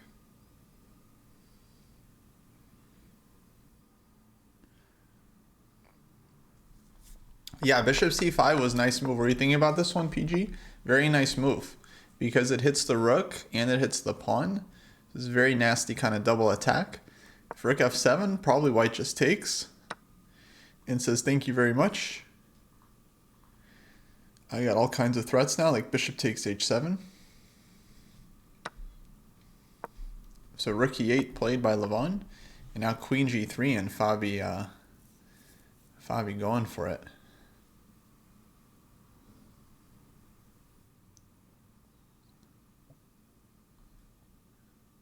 Wow, very, very risky. Yeah, I was thinking on f5 that the play was maybe knight d4, hitting this one, queen d7, king h1, rook g1, g4, slow stuff. But you know, the thing is, guys, I'm not a good player. So ef6 takes bishop c5 much stronger. But I think that's what I bring to the commentary. I bring to you guys a perspective of like an average Joe. Kind of, you know, like, because like, okay, I'm an IM, like I can move the pieces around, like I know how the pieces move, and if there's like a tactic or something, you know, I might find it. But yeah, I can give you guys my perspective, and then you guys see how the super pros actually play. So f5 takes, bishop c5, queen g3. Yeah, now this is very scary because knight g5 is coming. Queen h3 is an idea. Rook ae1. I mean, I'm just saying, like, from my point of view, it's like, I think, okay, probably I'm beating the chat, right? Most of the chat maybe, but yeah, compared to these guys, they're like on a whole nother level. So hopefully it just provides some guidance on like what is, let's say, normal for them to find, and then what's kind of like, oh, this is kind of cool that they went for this. Because for me, f6 was not so obvious. Although I wasn't super into the position, to be honest. Probably I should have seen bishop c5, queen g3. But now this is scary. Okay, of course the pawn is hanging, but if black takes this one, I would look at bishop h7 here. And knight to g5. I guess bishop h7 is quite clean. Because on king takes, knight g5 check, either white can play for the attack, which looks very strong, or white can just take the piece back and then have a really nice position, because black's king will still be super weak. But I think the attack would be very strong here. For example, if there's takes and knight takes the queen. Here there's knight f7, if nothing else. Nothing else would be this, which also looks quite promising for white, like f5. But yeah, maybe not the most obvious here. So I would probably just take the queen again. And then if king g8, queen, let's say h4. Here the bishop on c5 is just like an absolute hero because it's covering the escape. So this looks pretty bad for black. Bishop d4 check.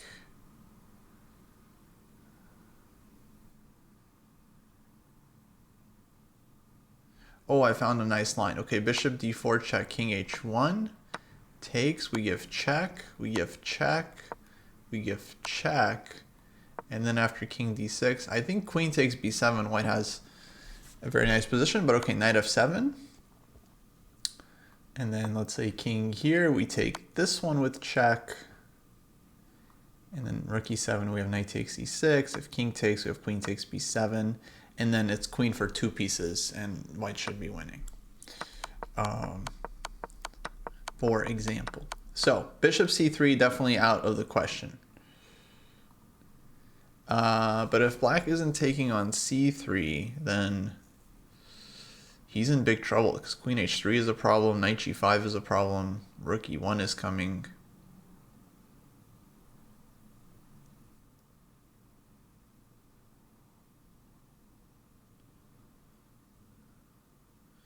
Yeah, maybe queen h3 was smarter earlier. To me, they looked the same, to be honest. But yeah, you might be totally right, Foos.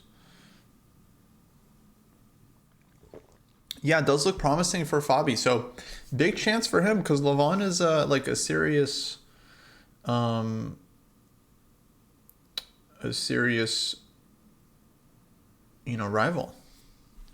So if he beats Levon, like he's drawn with Hans. Hans also a rival. He drew Hans with black. If he beats Levon here, it's like fantastic start for Fabi. Yeah, h6. Yeah, no way we're gonna see h6. Yeah, queen h6. No. I think I got my arrows mixed up. I was thinking of queen h3, then maybe h6 or g6. I think g6 is gonna be more likely, but g6 is also very weakening. That gives white ideas on the dark squares too. Greek yeah, we're looking at these ideas. It's not going to work while the bishop is on f6. Like, let's say black makes a move. It's not going to work in the current position, because black can just take the knight and then doesn't really get mated here. But if black takes on c3, we were looking at this just a second ago, then this, I think, would win, because white's attack is really strong and you can just take the bishop as well. So yeah, we're definitely not going to see this one. So I don't know how black defends this. It doesn't look fun. It does not look fun at all. e5 looks, yeah, very, very desperate. And I would expect it to be losing, but let's think about why. e5, queen h3. So take first. And then go queen h3.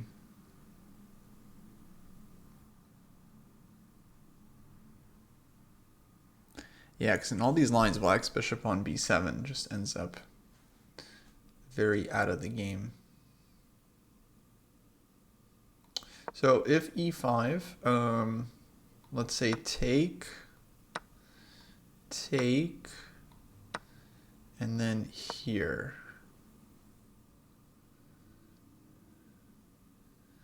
Then I guess g6, because h6, queen f5 looks really bad. g6, and then, oh yeah, there's like a rook f7 kind of thing you can do here. Rook f7 looks like it might be nasty. Let's take a look. Rook f7. Gotta take, I think. Then take here. And if king e6,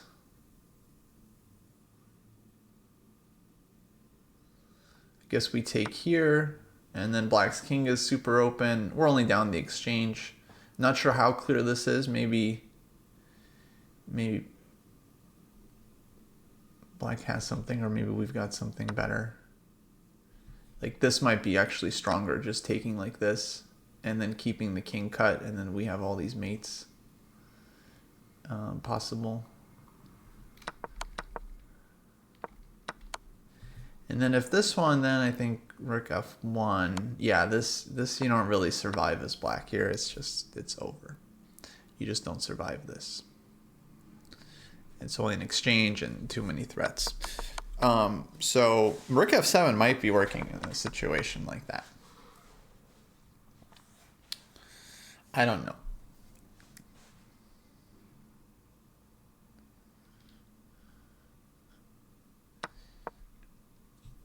Yeah, if g6 here, then bishop takes g6. So again, guys, the perspective. So for me, rook f7, that's like an automatic move. So if I'm seeing rook f7, then like Fabi's seeing rook f7. So just to give you guys an idea of how deep they're calculating. And Levon as well. Levon is also seeing rook f7. So he's not moving instantly. But I don't think black plays g6 or h6 unprovoked. I think black is waiting for queen h3 and then is going to make one of these moves, probably g6. But yeah, e5 doesn't look like it solves black's issues. I would think about maybe 97 just to try to get more pieces over. But yeah, I really don't love black's position. To me, it looks very, very suspect. Like white's pieces just look perfect, basically. Like bishop on c5 is cutting. So if knight e7, how would we approach that? Knight g5. Bishop takes g5, queen g5 minimum, and then we have just like, yeah, fantastic play on the dark squares.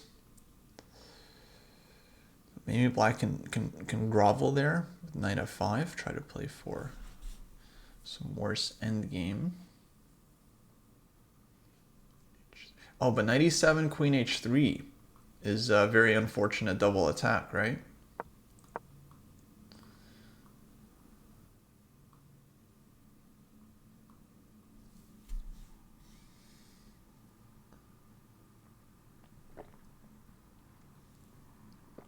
Still, there's knight g6.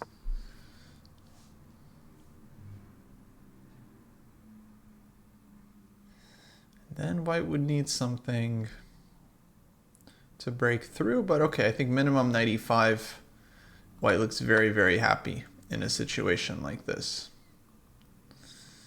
You just build up, bishop d6, eventually to rook f7 again.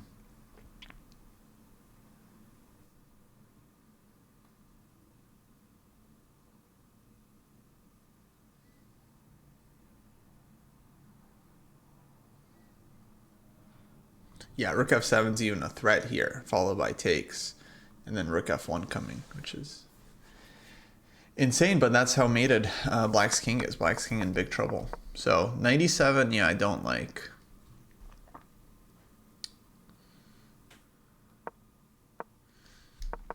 So I don't know, what moves are we even left here? Would Levon even consider e5? Yeah, I'm sure he would. I'm sure he would, because from black's point of view, this is a move you would love to make if it works tactically, because it frees you of your weakness and maybe helps you improve your bishop. But of course, yeah, he's not going to play it if it's bad. Or if it just loses on the spot. I didn't see that it was like so, but yeah, it looked very risky, right? Trades and queen h3. d4, yeah, maybe d4.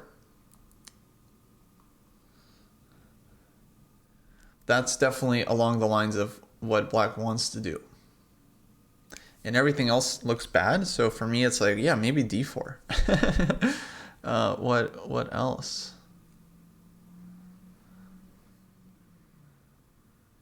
So d4, I would think about c4 from white to try to keep control.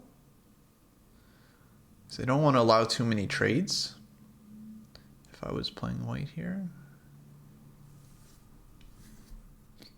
Maybe queen h3.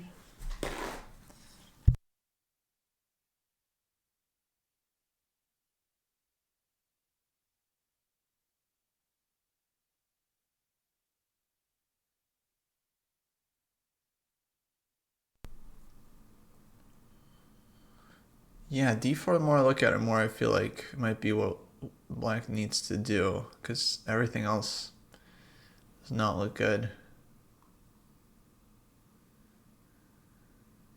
There is still knight g5, but then black takes, and how do we take back? hg. Yeah, still nice for white for sure.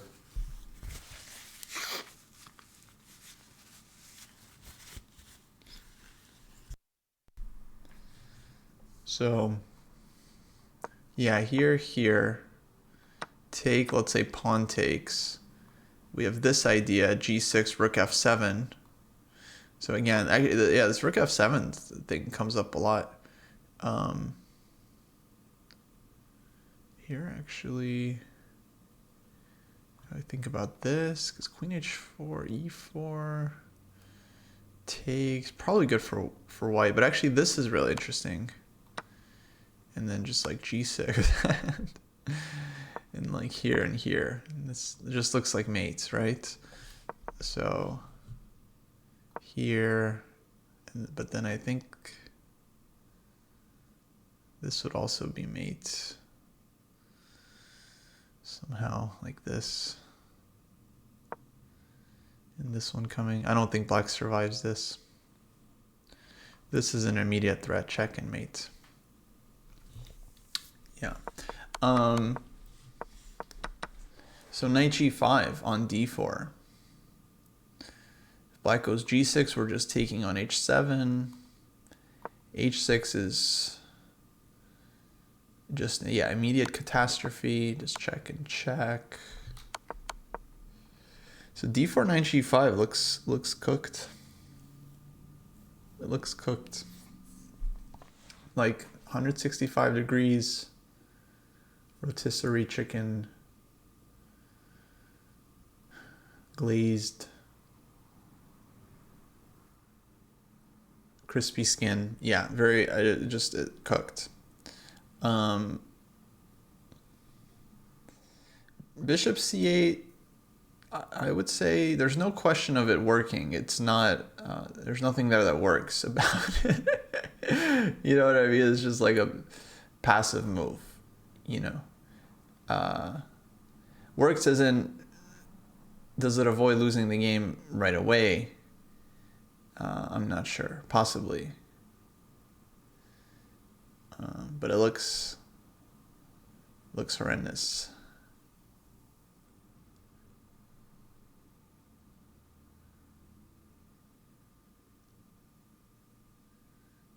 Yeah, I would not advise.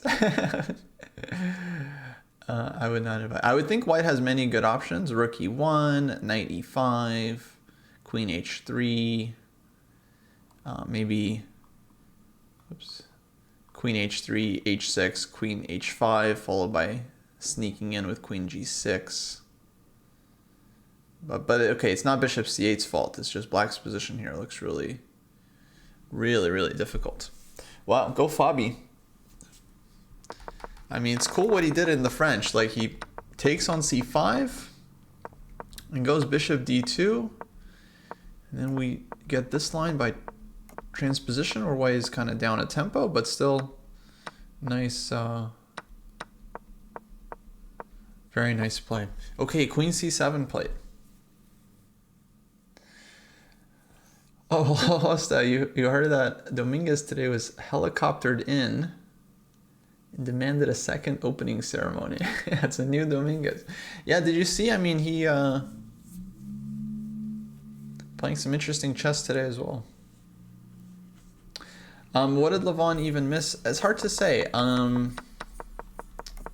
mean, of course, he didn't know the opening, so he was just kind of playing normal moves. And my guess is maybe this knight e4 isn't that great for black. Bishop d3, take. This to me looks very scary.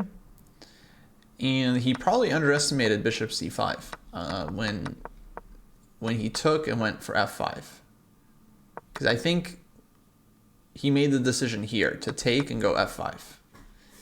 And then it's possible he missed this bishop c5 shot, because this is just all of a sudden, like, you don't expect this square to be hit. e6 is hit, you gotta go rook e8.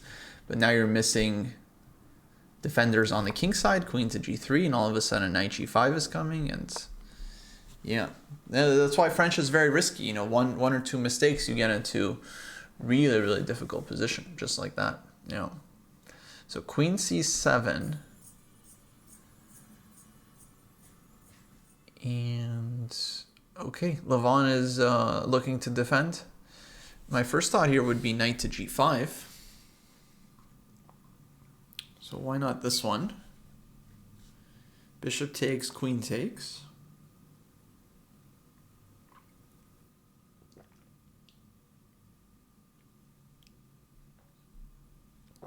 Another idea is to go queen h3, h6, and then knight g5. With the idea hg, fg. But queen h3, g6 probably, I think is safer for black.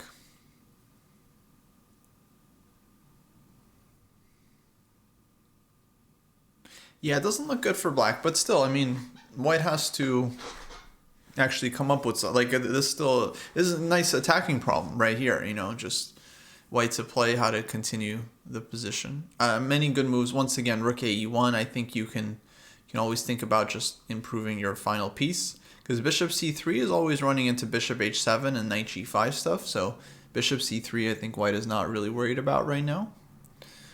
And yeah, idea of queen c7 is to hit the bishop on c5. So knight a5, knight e5, something like this, and go after this guy. Exactly. So white certainly has to be very, very precise.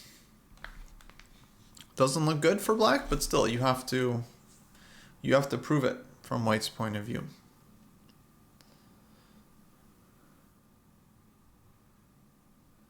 So interesting. Let's see if we can predict Fabi's move. So there's knight g5, there's queen h3, but queen h3 g6, I think, is Levon's idea.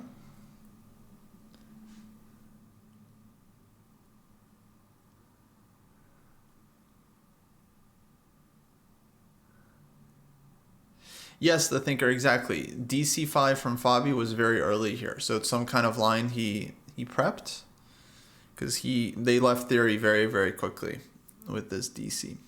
And it is unusual. Normally white keeps control over d4, but I guess maybe you don't have to. So, it's a new age, man. It's a new age. Computers rule the town, and they decide what's playable. You know, so if Compy says, yeah, just play this position, it's plus 0.4. It's plus 0.4. Nothing to argue, nothing to argue about. So it's kind of exciting, you get room for all these new ideas, new inventions in the opening. Because this is very fresh. I mean, everyone is playing bishop e3, queen d2, for many, many years. And it turned out quite nicely, it seems, for Fabi here. Yeah, Lakinther, I think you're definitely right. On queen c7, one of the big points is that knight g5 takes. Black isn't having to worry about fg anymore, because we saw a lot of issues with that, with like the rook f7 stuff and queen h4. Yeah, exactly. Fabi forging theory.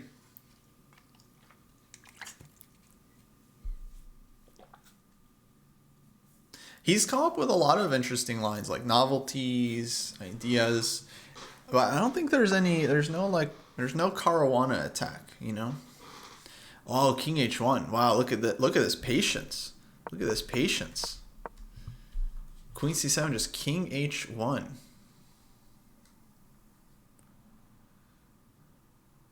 So he's not worried about any knight e5. Oh yeah, knight e5 doesn't really work. Knight e5, we have fe, and then we're taking the second piece. And then on knight a5, I think he wants bishop d4. Because if black trades, then this is just very nice for white. C takes d4.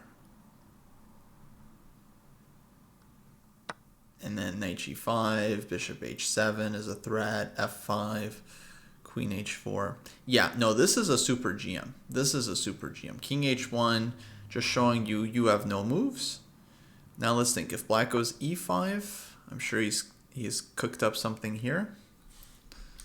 Let's think from here, actually. So king h1, e5, take knight e5, take, queen takes knight e5, bishop d4 maybe. Maybe he wants to play against the pin. King h1, so if e5, take, bishop d4, and black can't really move because of queen takes queen. So here, this is where king h1 is very useful, because now there's no knight takes f3 check to unpin. In the meantime, white is ready to go rook e1. And just hammer on this guy. Yeah. Yeah, this is a very nice move. Just, I think this is playing against e5. Because now takes, bishop d4. Just looks nice for white. So Fabi good. Fabi's still good. For anyone wondering. Elo, very, very high. High Elo.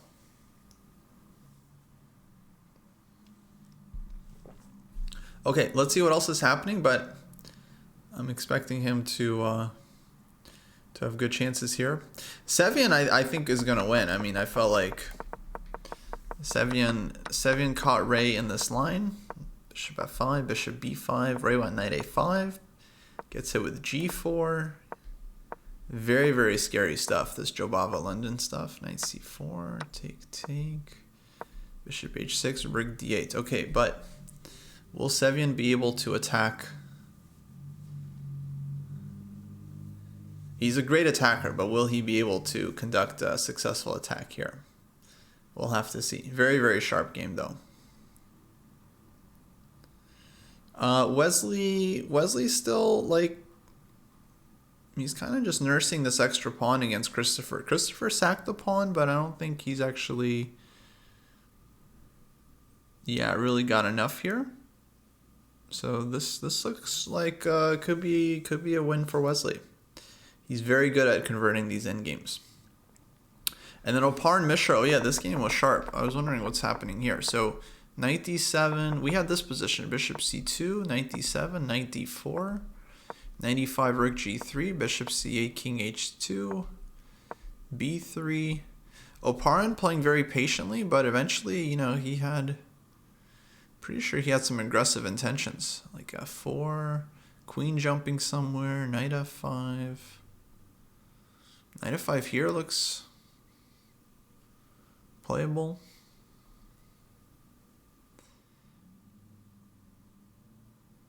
But yeah, this one's sharp. And then Dominguez Shanklin. Oh, this one's also sharp. Okay, what happened here?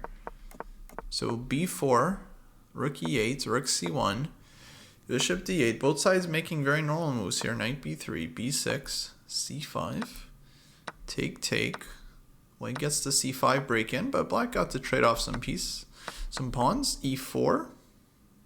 Well, e4, sharp move if takes. Does he just, what does he do? Take back, I think. Hits mate. And then knight e4, queen e4, white's bishop's under attack. There's bishop b6 coming. This looks okay for Shanklin. So takes on d7, ef3, takes, bishop d7. Bishop f4. Okay, this is the live position. So it seems like maybe white got a small edge here with like the d pawn, I would say, but nothing huge. Nothing huge. Like the pawn is blockaded. Black has bishop b6 check developing, followed by rook c8. But yeah, I think if anyone is better here, maybe it's white by just a very, very slim margin. King will go to h1, pawn goes to d6. D-pawn is just kind of strong. Black has to take care of it, but I think it's still holdable.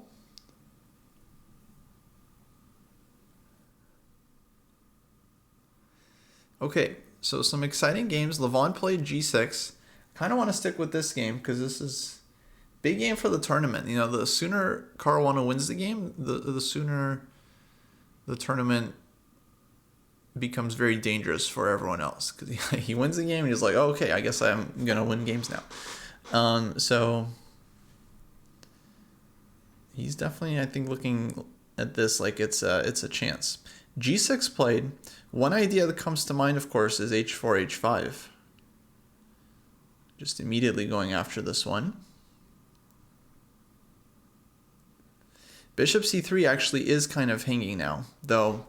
So I don't know how brazen white can be about this.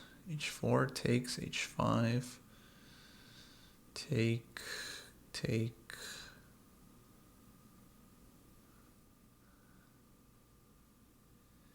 Yeah, really sharp, but I don't know if white can really afford to. I was thinking about h4 takes and h5, but yeah, I'm not sure if we're going to get enough here. Queen g7. Difficult to say. Bishop d4 played. So yeah, Fabi is not interested in giving that pawn. And he goes bishop d4, which I thought is a little weird because you allow black to take with the knight, but maybe he is actually quite fine with the structure because he's going to get knight e5, and black's bishop on b7 remains long-term bad. So this actually I totally agree. I think white is doing great here. And then you got your h4, h5 coming, and yeah, just beautiful situation for white. How would I rate my chances against Levon from this position? Poorly, poorly.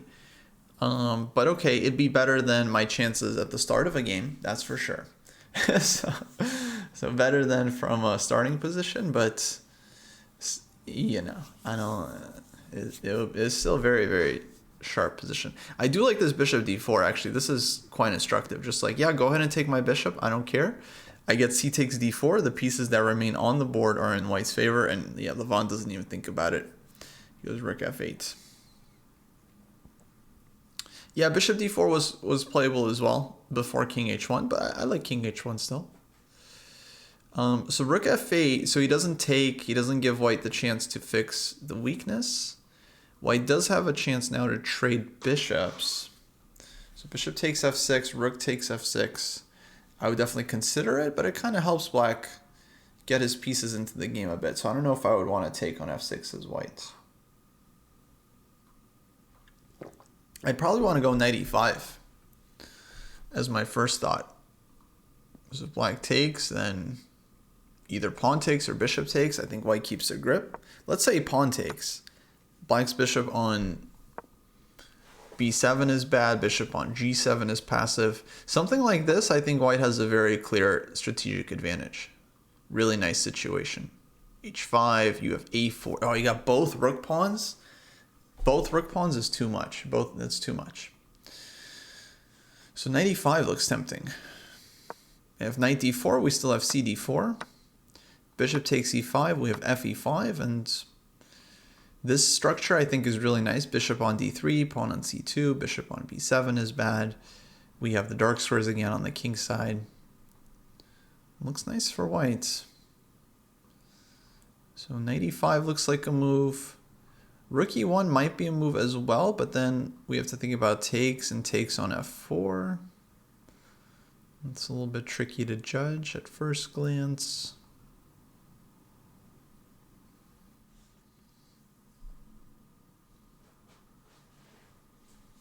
So yeah, I'm thinking knight e5. That's what my I am brain says. I am brain says knight e5. Keep control over the e5 square. Have a good structure. Look for h4, h5 ideas. h4 is also possible here. I guess you can also go rook e1 with the idea of bishop d4, knight d4 to keep the f-pawn defended, and then knight d4, c d4. You would have this under attack. You have rook e5, followed by some fifth rank play. This I feel like also actually is very nice for white. So maybe just rook e1.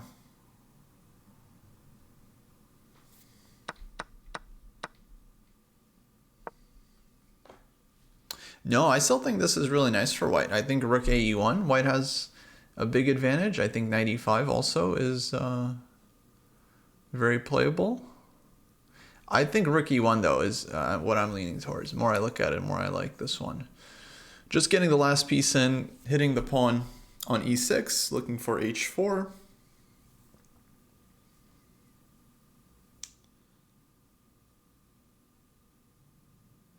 You actually don't really see what black does. Of course, he probably has a move. That's what the guys are thinking about. But rook e1 looks very tempting to me.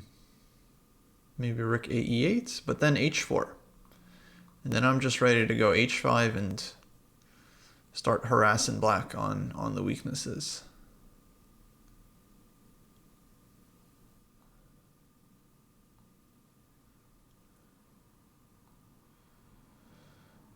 So to me, this is kind of interesting for white.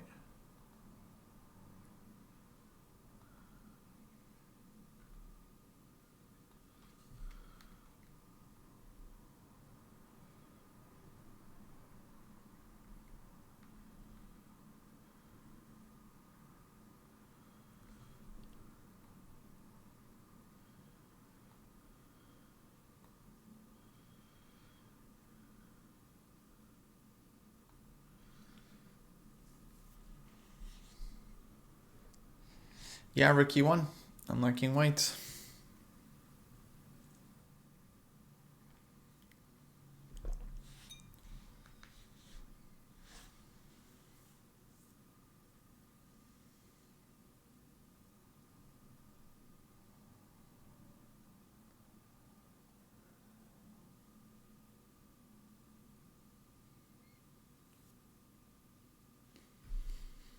Okay, 20 moves to go. They're approaching time pressure. Let's see Sevian. So Sevian has gone full attack. He took here and then went gh5, knight h5, rook g1. Just the classic open the g file at any cost, put the rook on the g file, looking for rook g5, rook dg1, rook takes g6, knight takes g6 stuff.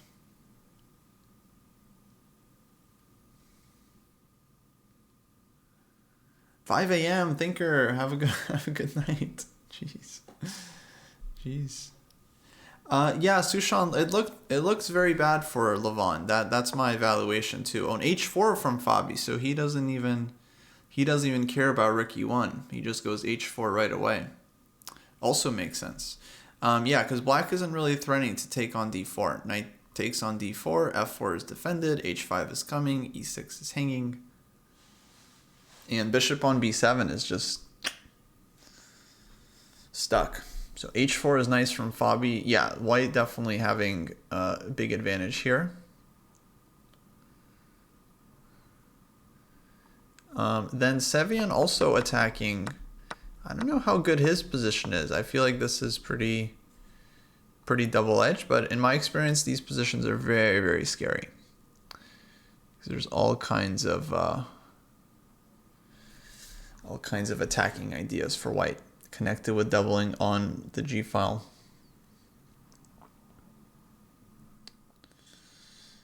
Oh yeah, let me go back to Levon game. Yeah, can black ever sack the e pawn? It's hard to envision this happening, because you're also creating weaknesses, and yeah, white just has a really good control over the square. And then if rook e8, rook e1, and white is still in control. And then if we're taking here, I think we're losing material after knight e5. So yeah, it's hard for black to break through. King g7 would be like a solid move, but then white just continues h5 and then is threatening to take on g6. And how do you defend? How do you defend? It looks very bad. 97, 95 comes. Hello, Lethal Lon. How are you? Welcome, folks. We're gonna be covering U.S. championships here every round on the channel. I think I'll be doing most days. Hopefully, David and Jesse will join at some point as well. Very, very exciting tournament. It's always very interesting to follow. Question from YouTube: Semislav or Nimzo? What should 2000 FIDE add to their arsenal? What is more venomous, less risky, less theory? I'm not sure. I think both are actually pretty playable. If you don't want to learn a ton of theory, you don't have to. The theory is there for you if you want to, but you don't have to. I think Nimzo is kind of a good opening. The only question is what to do if they don't allow the Nimzo. They go knight f3. Then you got to figure out, do you want to play d5 there? Some players play d5 and then go into Semislav later. That's the big repertoire question that there's no easy solution to.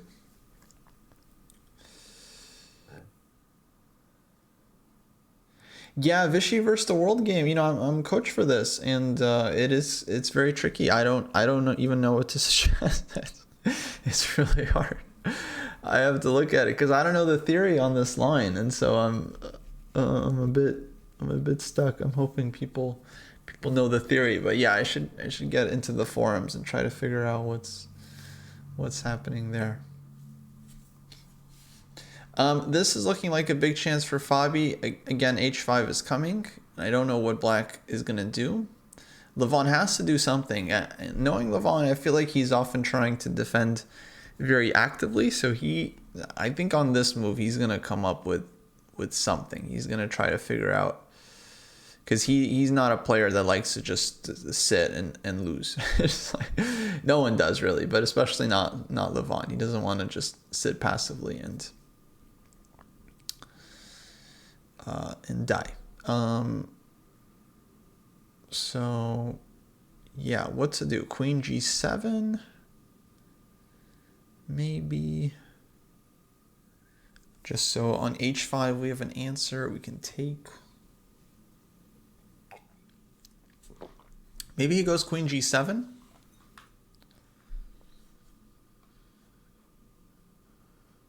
Then again, I could expect rook e1.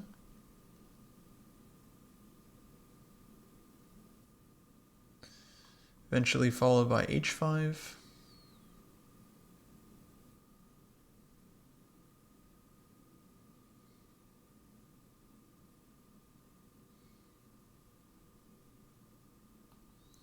Yeah, if queen g7, we can also take and go knight g5. I think white's doing really well there.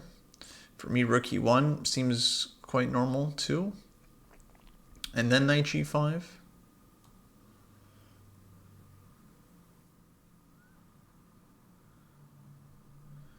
Queen g7, at least, you know, it stops white's main idea, which is to go h5, because black could take. Oh, queen g7 played. Look at us. Look at us finding the super, you know, defense is also hard. Okay, of course, white's position is still good. Now let's try to find Fabi's move. This is more fun. At least we found the defensive move. So if rook e1, I like this because it puts pressure here. We're not really worried about d4. Because let's say rook e1, knight d4, take, and let's say black grabs this pawn. We could take this one at the end and then set up a sacrifice on g6. I think h5 as well would be just very, very, very difficult for black to deal with. And then rook e6 is coming, f5 ideas, this is hanging. But rook takes e6 also looks pretty strong with threats of taking and just opening up black's king. So rook e1 looks normal. Black will probably just go rook e8. And then can we go knight e5? Take. Could be a knight e5 takes that we see. Bishop d8 or something. And yeah, white is still better. White is squeezing, but it's hard to win. You know, we're not getting rook f6 in so easily. Black can just take. But still there's room to squeeze. But it doesn't look so. It doesn't look like immediately winning. Do we have time for knight e7, knight f5? Yeah, I'm not sure. Let's see. So yeah, after rook e1, we don't really have time because this one is just hanging. So black would have to go rook e8. If white does something else, then maybe. But what else is Fabi gonna do? I guess try rook e1 and maybe bishop c5, rook f7, knight g5. So there are some complications with this and then this, because now bishop c3 is a lot more playable, but I think we're winning the exchange. And then if here, knight g5. So if we got something like this where black has to take, this I think is really nice for white, I would think. I don't know, maybe black can take. Oh no, but f5? No. White breaks through here, I think. I think this is a breakthrough for white. Oh, wait, rook takes. I'm blundering. Hold on. Maybe g6 then. Oh yeah, c5 is also hanging. Okay, this is very sharp. I don't know about this. I don't know. Takes, maybe not so good. Okay. Well, lots to think about. So rook e1, rook e8, bishop c5, rook f7. Maybe not that impressive. But rook e1, rook e8. Are we in a huge rush there as white? Don't know if we are. But yeah, minimum there's knight e5. But Fabi's gonna look and see look for something better. Knight e5 to me feels like white's keeping an edge. Because we're not gonna let them trade everything off. Like they're leaving the bishop on b7. That's what's important, is that they're not being able to trade off the bishop. And the more pieces that come off, the worse this bishop is. So yeah, white would be very happy to get something like this, where it's just these bishops on the board. And then after takes, actually probably takes this way. But I think fe would also give white a very nice game. So rook a1, that would be that's the Patzer IM move. We'll see what happens.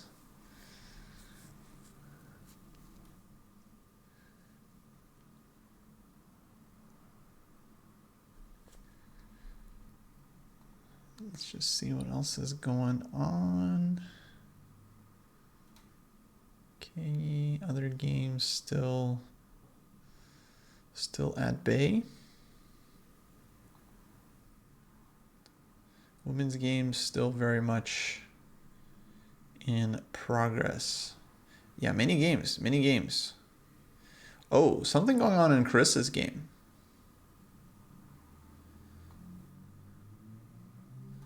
What's going on here?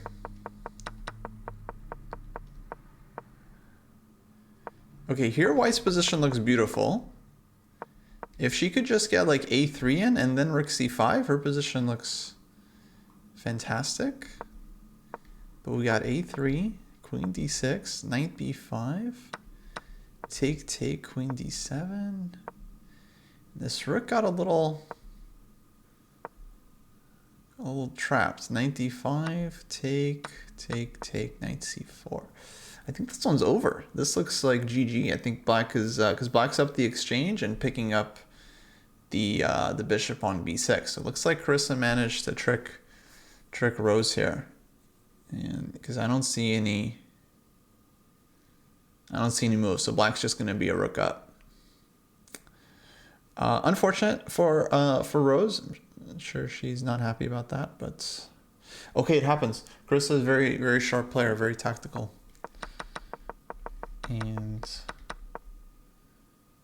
yeah, rook b6 definitely was likely not right. I think rook had to go back to c5, and then it doesn't seem so terrible for white. But okay.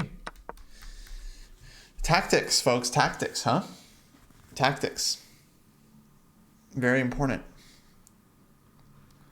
Any questions? Any questions on that? No. Okay, good. Let's see what else is happening. Tatev Nazi. Oh, they went into endgame. We were looking at this one earlier. Castles, knight e2, queen a6. Forcing, and not forcing endgame, but allowing endgame. And knight f4, knight d3. And we got this kind of endgame. Yeah, it seems like black is fine despite the doubled a pawns. Rest of the pieces are very active, well placed. And white has an issue with the d pawn. Has to go like either rook h4 or b3.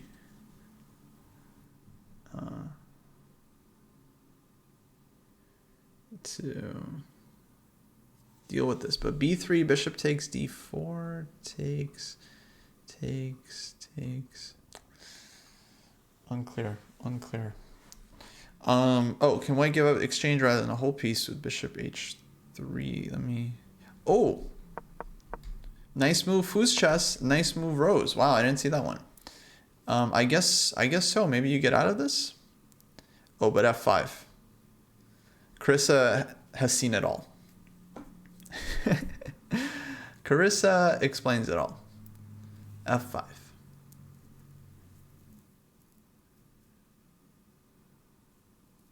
As usual. And that's that. I said not much theory needed for Semislav. Yeah, I think you could play Semislav without studying a lot of theory. You could. I think you could. Because you don't have to go into all the sharpest lines. There is a lot of theory, but there's a lot of theory in every opening, so it just depends on how much you study it. But I think a lot of openings are playable without having to know that much, by just going for more playable positions, I would say. It's not easy, but you have good options there. Nimzo, Semislav, both are solid.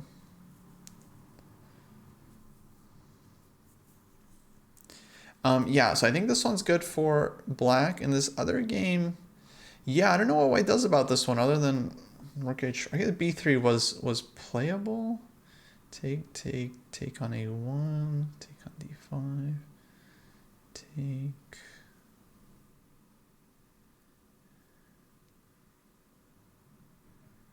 Yeah, b3 is playable. Rook h4 feels a little loose, you know, because you're making sure, okay, knight e5, again, knight takes e5. But maybe there's nothing wrong with this, and then you're going to get b3 next move. Though it gives black time for rook c8, b3, rook c3. Yeah, I think black is quite comfortable here from what I can see.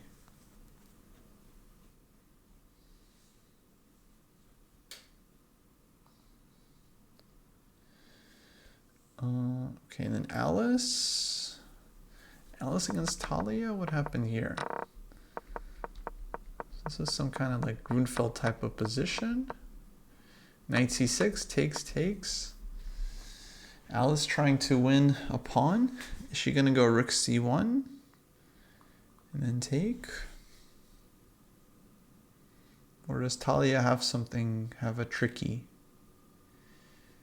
So queen a5 takes, and then something. I don't quite see it from black here.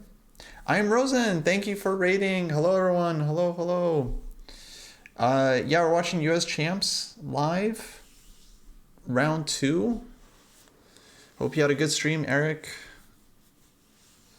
Welcome, everyone. Welcome. This is Dojo. Watching US Championships, second round.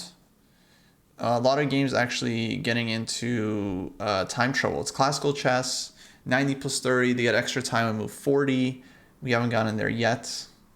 So welcome, folks. Welcome. This game, this is Alice Lee against Talia. Actually, some tactics on this game. White just played knight c6, bishop takes c6, and then queen c4. Nice in-between move, looking to take back the pawn on c6, or the bishop on c6 with an extra pawn. Black went rook c8. And now she could actually just take right away. I realize, like, you don't even need to pile up on the c file. You can take on c6, because if queen takes, there's tactics with the rook check and like f5 and bishop h6. So this is actually very unpleasant for black. Does black have a defense here? Because this is really, really annoying. I guess you could take, actually. You can take and the rook covers this.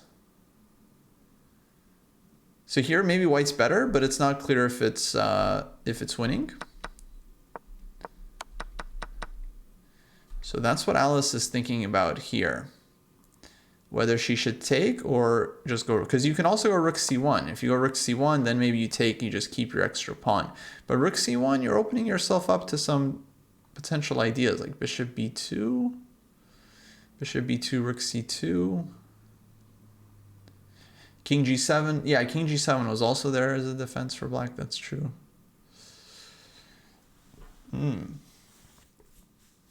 So rook c1, does black have anything here that can mess with white? So queen b7, queen d7, queen d8. And everything we're taking.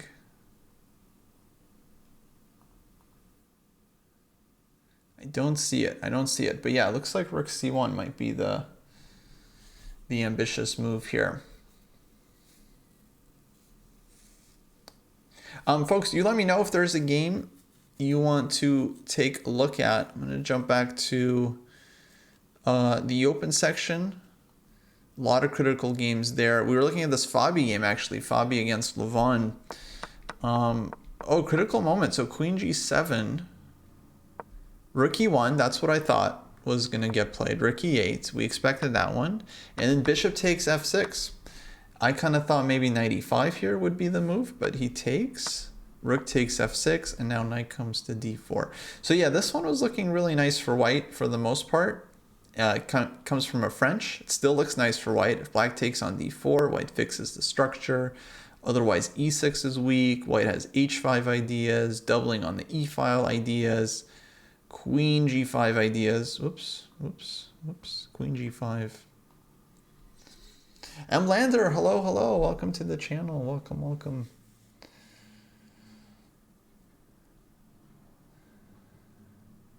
So yeah, Fabi looking for a win here. A lot of sharp games actually in the open. This one also, Sevian Robson. Rook g1, rook g5 from Sevian. Ooh, he made the arrow move. When we were here on rook g1, I made the arrow rook g5, and then he made the move. So that's dangerous. Knight f6, and now d5. This was an arrow move as well at one point. Now this is coming, and this is coming. So there's a lot of arrows in the position for white. So, oof. Yeah, very dangerous for Ray. So rook g1, and then something is going to take on g6. Black's king in big trouble.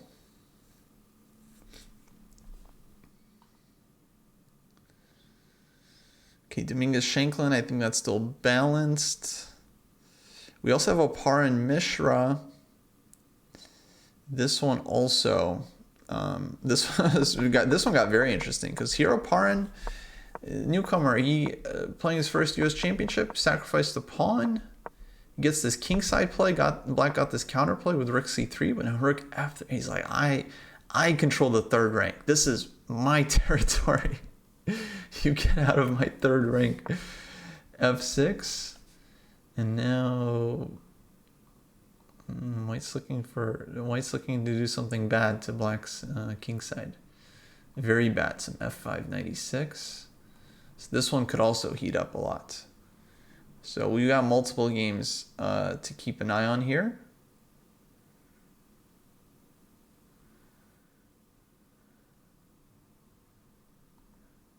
So yeah, question about this game. Can Black play h5 and bishop c8?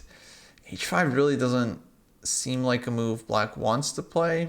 I think for the moment we're not really afraid of h5 because we can take. So I wouldn't suggest this just because it makes so many long-term weaknesses, and then White can bring the knight back to f3 and then park the knight on g5, or knight comes to e5, then rook comes to g5.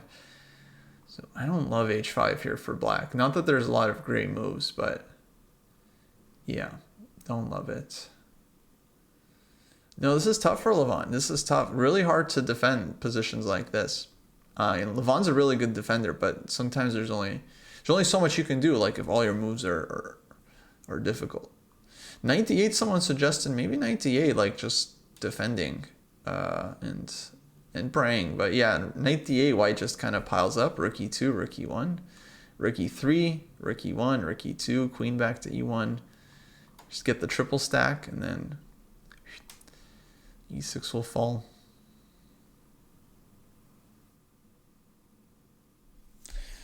Okay, looking like big chances for Fabi.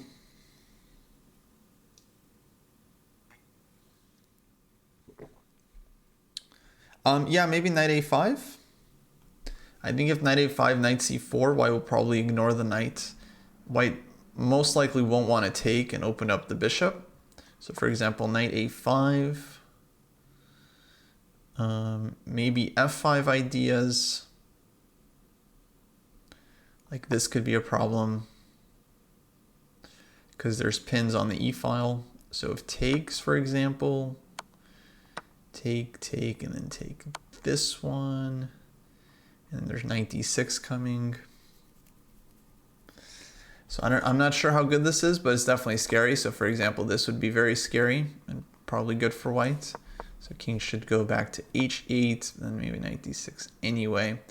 Not totally sure. Hold on, we have a move. King h8 from Levant. Okay, so king h8, he's just like, yeah, improving his king situation by a bit. The king is definitely safer here. We can still look at this knight a5. I think this was kind of illustrative of what might happen. So f5 would be an option. Rook e2 and rook e1 probably an option as well, and just saying like, I don't care about this a-pawn. Go ahead and take it. I'll take on e6, and then eventually we'll break through on the king side here. So that, I think that would be the direction white is playing in. But king h8, okay, Fabi's turn. Levant saying go ahead and take on c6, because then bishop takes c6, I'll play d4 somewhere. Fabi, of course, would rather black just takes on d4 himself. So moves for white include doubling on the e-file. That's kind of one of the first candidate options here. But you have to be careful because rook e2, you break the connection, you allow e5. Tactics.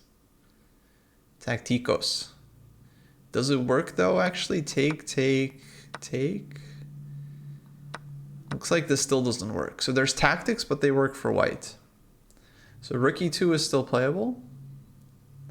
Rook e3 is probably also playable with the same idea. Yeah, very instructive game from Fabi. You know, he did this BC thing. People in the chat were up in arms about it. They were like, how could Fabi do this? He doesn't care about pawns. He thinks 95% of pawns are useless. That's what people were saying. Fabi thinks 95% of pawns are useless. No, it's just like in this position, he realized the structure is more important to control d4 and get his queen to the king side.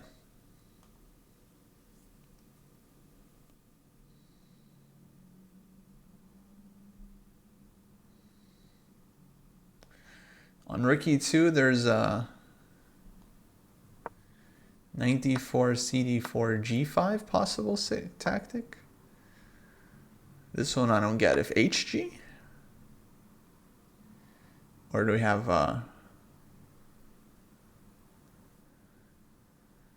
wrong position?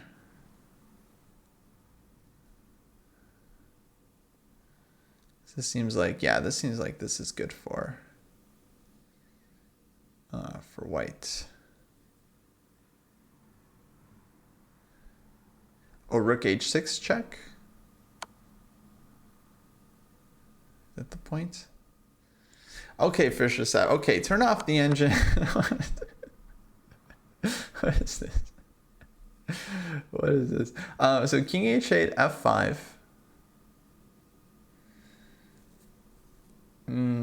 Is a possibility. Yeah, because if gf, we still have queen g7 and knight f5. And then knight d6, very annoying for black. Like king h8, knight d6, or king g8, let's say. Here, knight e7 check wins the exchange. So king h8, knight d6, this hangs, takes, rook e7. I don't know how bad it is. Maybe black is somehow surviving. I don't know, rook f6, rook e1. But it's possible. It's possible.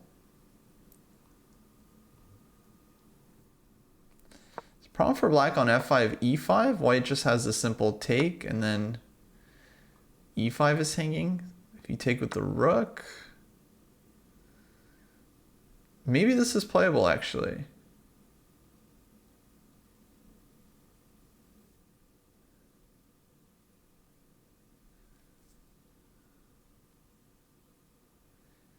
Maybe this is playable.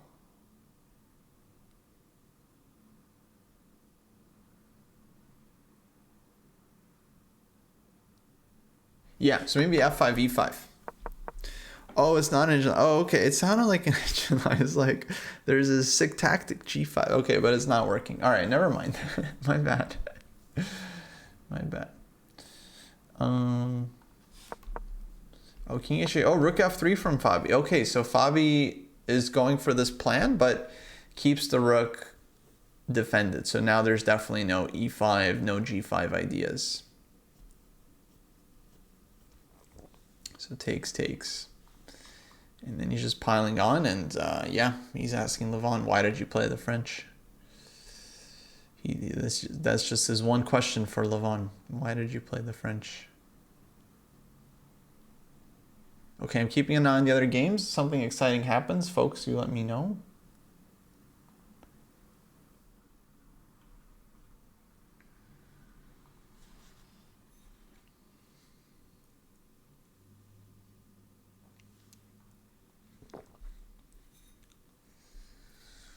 Okay, rook e3 coming now. Very unpleasant for black. Really, really unpleasant. Rook e3, queen g4. This one's hit. Once white takes, king will be open. Fabi's looking to score a goal. Like a 1-0 kind of thing. That's big for the tournament. Fabi wins the game. Very dangerous. But he might not be the only winner. Sevian's position looks very promising. Wesley also is like up a pawn. So it could be multiple winners here today.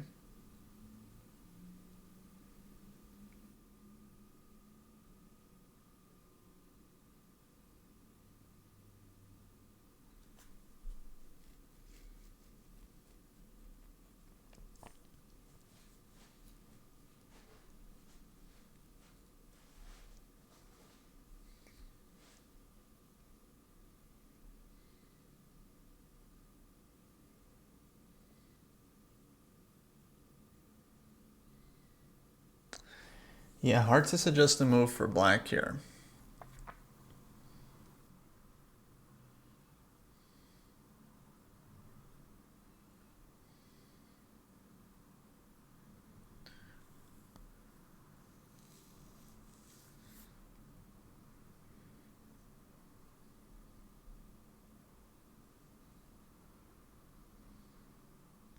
Yeah, if queen f8, I would expect white to just go for h5 and queen h4.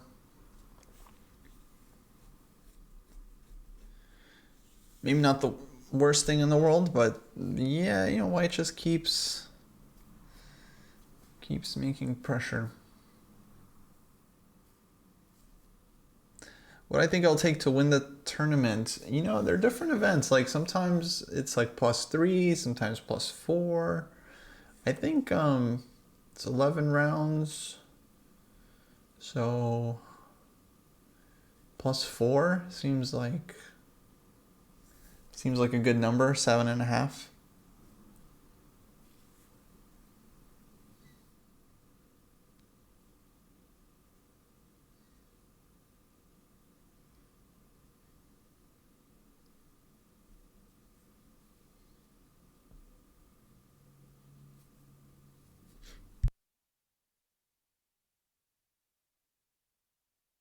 Excuse me.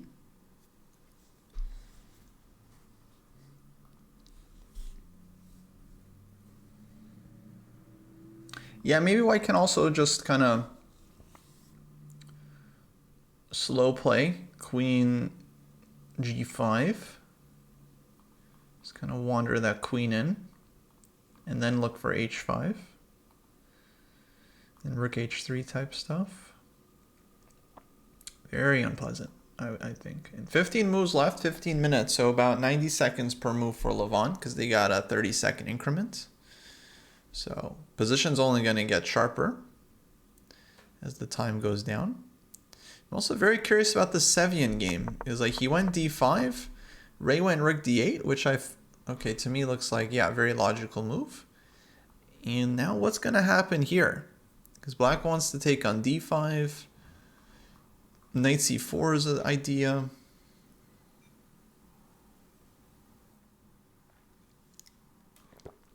Guess he can take, then queen c5. What does he do from there? Take queen c5, knight e3. He has a bunch of defenders. Seems like Ray has something cooked up against knight c4, knight e3. Maybe he just takes on h4, but this one also very, very sharp.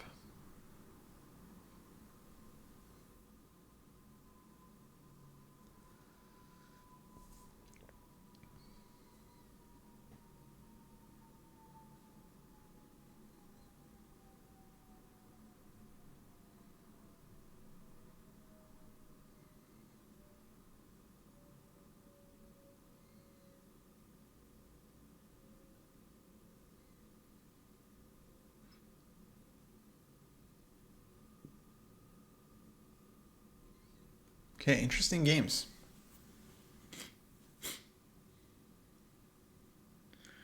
So what's happening here? Knight takes c4, queen c5, knight e3, rook h4,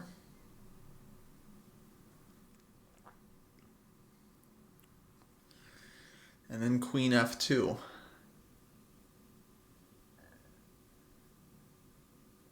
There's tactical issues for black.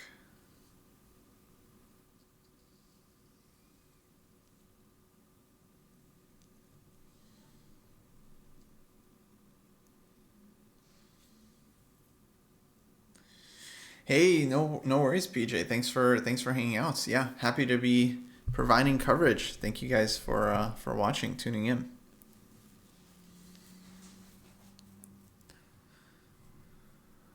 What's the verdict on Sam's position? Which Sam? Sevian or Shankland?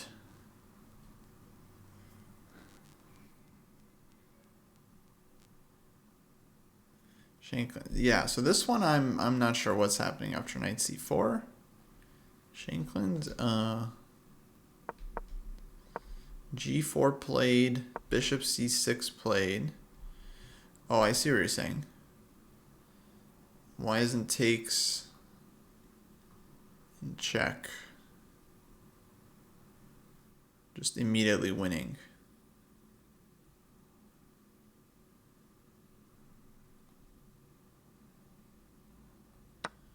So like take, check, rook e1. Queen d4. I guess queen d4.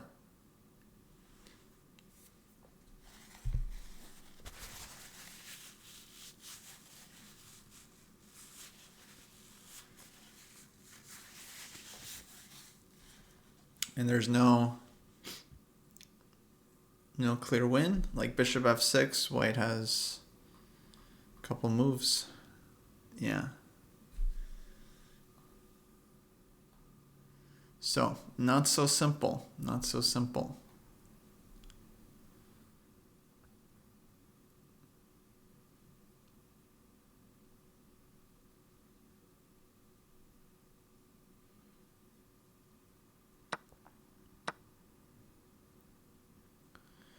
Okay, he does trade.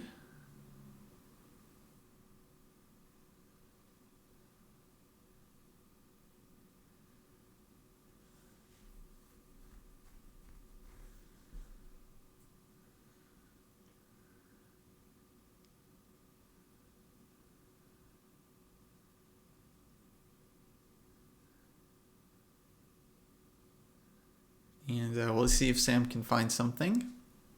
Let's go back to the other Sam. So we did have knight c4. Okay, queen c7 from Ray, now queen c5.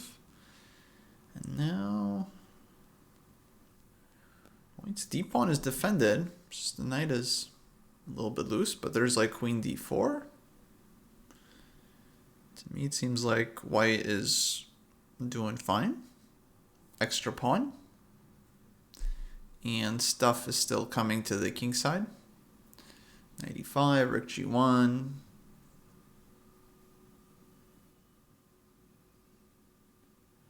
sharp, but looking nice for white. We'll see.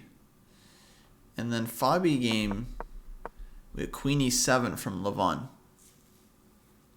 So no queen f8, goes queen e7.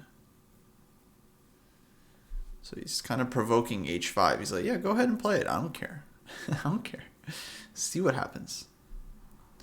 Okay, so Fabi, 17 minutes. Going to be looking to push this one, I'm sure.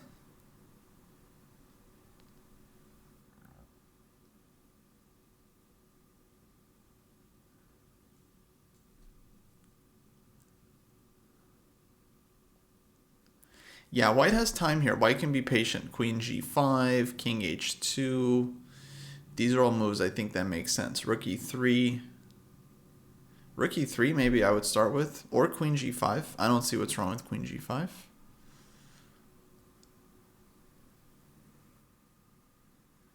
Just getting a little bit of a grip, a little bit of a squeeze on black's position.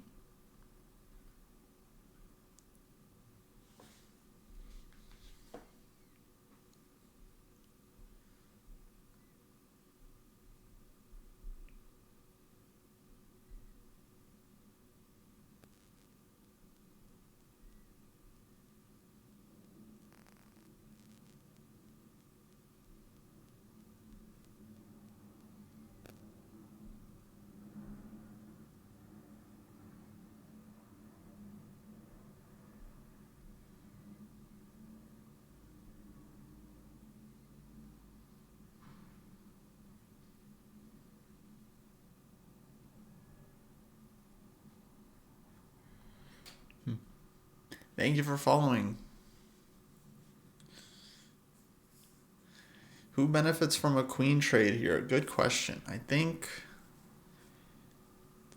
it wouldn't change the evaluation much, actually. I think white is better either way. With queens on the board, it's a little bit sharper. With queens off the board, black is still worse. But I guess it depends on how the queen trade would be achieved. Because there are some endgames that I think would just be really, really nasty for black, where white just gets rook e3 and just piles up. Yeah, for example, like queen g5, rook f7, I think white maybe just takes, goes rook e1, and I would think this is really unpleasant for black. Especially if you got to take on d4. Maybe white doesn't break through right away, but like, oof, long term, it's really sad, I think. So queen g5 played, okay. Of course, there might be other, like after rook f7, I feel like actually there's tactics like rook takes e6.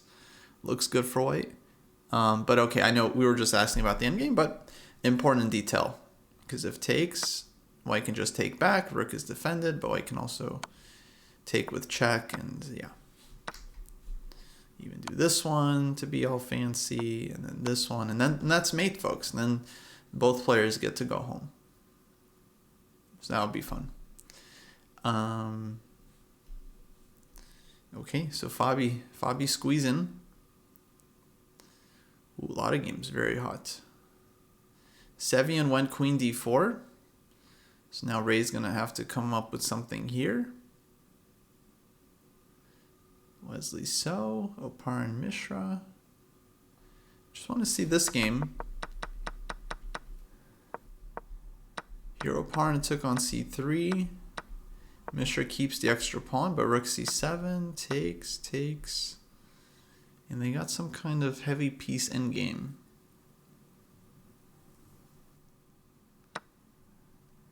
Rook takes d6. Yeah, it'll be interesting to see what happens here. Black has the chance to go for rook endgame, but then yeah, maybe white can put some pressure there. Okay, I'm curious to see what happens there. Oh, Shanky. Whoa. So Shanky went check, rook e2, queen d5, bishop h4, threatening queen g1, huh? Nice little cheapo. So rook c8 check, Queen d4 check, bishop f6, queen d5 back. And now does black have anything better than bishop h4 repeating? Because there's not a lot of time for black. You're very, very active, but d7, d8 obviously is coming. Yeah, hard to... If rook e1, I guess there's queen c5.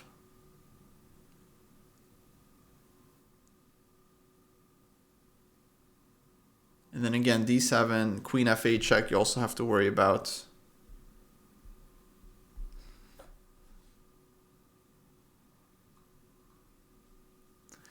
Ooh, is there time for h4, h3? So like h4, d7, h3.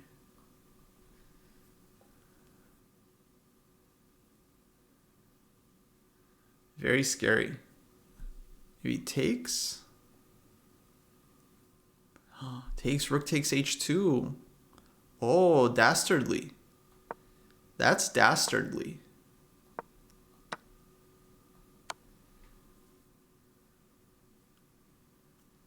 Oh, if Sam finds this, then he's just a bad person, straight up. Just an evil, immoral person if he goes h4, h3. I would do it. I would do it.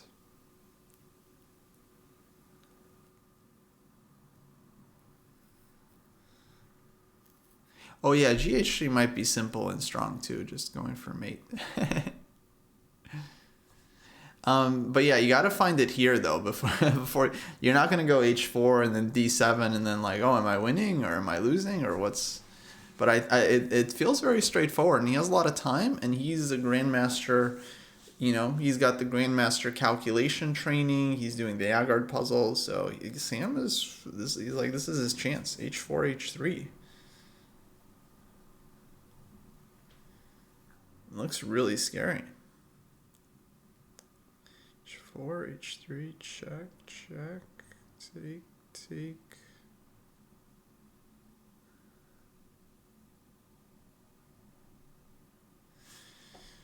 So h4, rook c7 also is a move for sure. Yeah, rook c7 is faster than d7. I don't see a great solution. That might just end the line. That might end the calculation right there. h4, rook c7.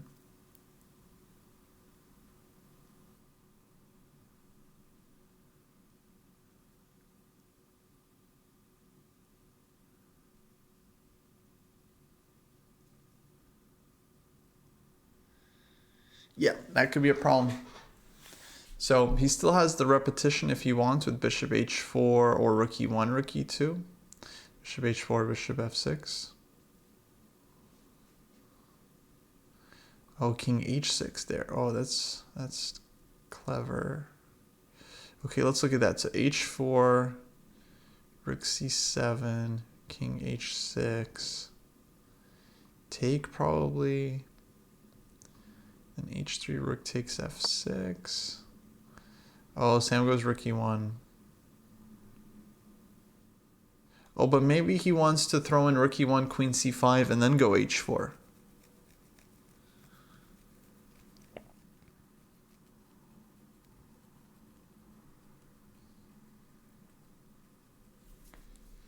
Because here, okay, white has to go queen c5. Looks like only move. Then maybe h4. He has the repetition of the rook e2, but is h4 h3 stronger? h4 d7. h3, isn't that mate though? Check here.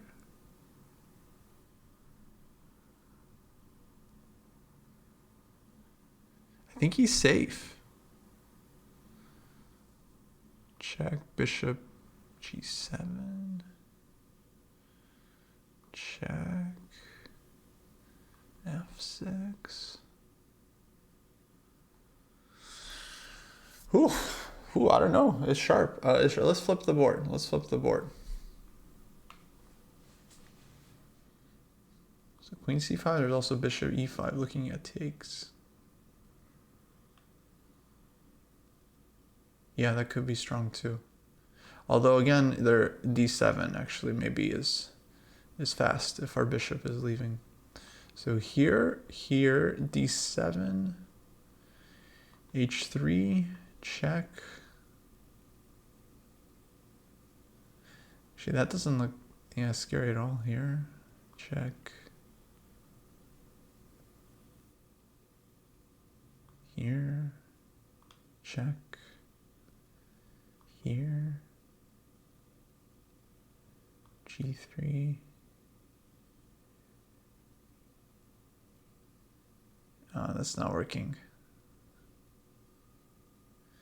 King f3, rook f5. Lose the queen. But why is Dominguez thinking? What options does he have here other than queen c5? Has he found why he's losing and he's just thinking about resigning, or what? Other than what move does he have other than queen c5? I mean, there's just no move, right? It's just you either go queen c5 or you stop the clock.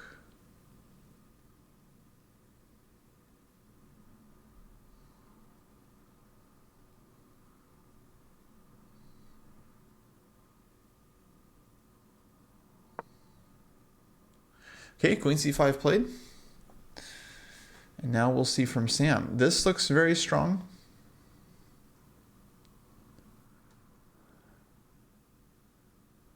The line I was looking at, actually, that didn't work. It was this, and then here, and then here.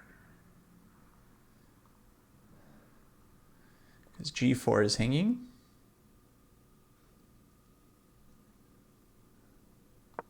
And here, there's here.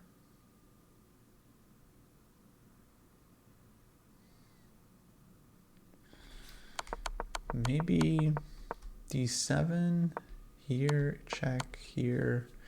I was thinking earlier this one is actually saving for black, or winning for black.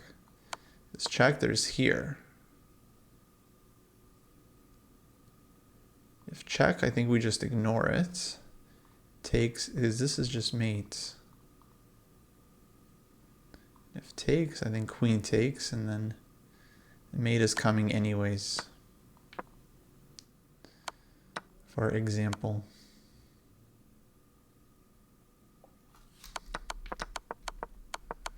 So h4 looks very, very strong to me. I don't see the defense for white.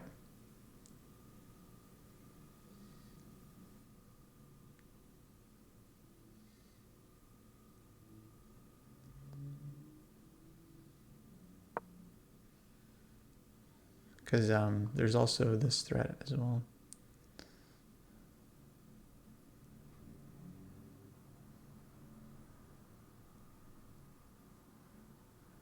H4 played. Oh, let's go, Sam. Sam Shankland. Grandmaster calculation. Let's go. Let's go. He's like, I calculated the line. So d7. Yeah, what else could he want other than h3, right? I mean, maybe he repeats as well. So here. Here, here, here, here, here, here. There's a rook f6 idea. But yeah, I think take. I think we just leave this rook hanging. Because this is such a sick mate at the end.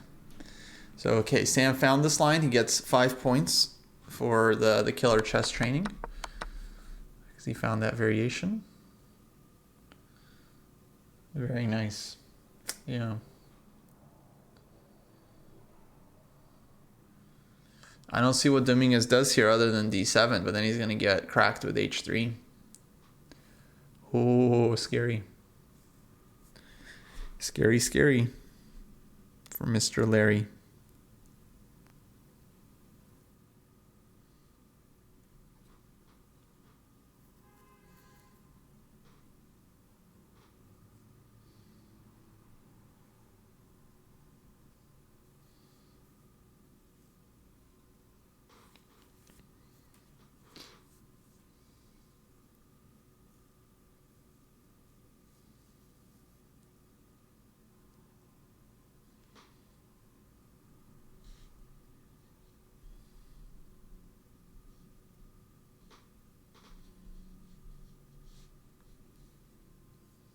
So go Sam. Go Sam would be a big win with black over Dominguez. Lanier. Big win. Great insight. Yeah, a great job by Sam to calculate the line that I also saw with my eyes. D7. Doesn't mean that I would beat Dominguez from this exact position. Of course not, guys. Of course not. Just because I calculated all the same variations that Shanklin did, without the competitive pressure and advantage of being there at the board. Okay, H3 now. Check King G6. And this is hanging, this is hanging. Check Bishop G7. Check F6. H3. Oh, he's feeling it now.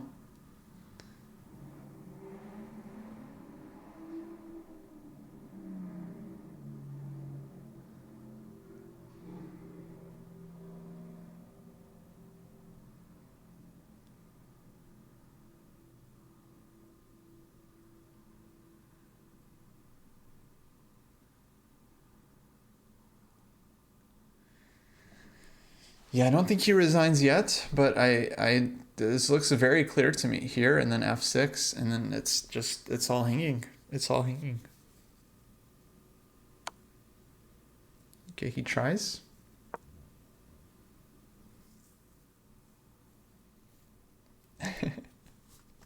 But yeah, my role here is to show you guys what chump it can handle, and so it means if I find something, then these guys are definitely seeing it, and if they find something that I don't see, then maybe it's quite an impressive feat. Okay, I think Sam winning this one. In a second, I'm gonna jump to Sevi and Robson because that game is super sharp as well. And then I'm keeping an eye on Fabi's game. Is Fabi's game also crazy? He went H5 and then G4. G4 is on the board in that game, so that's kind of wild.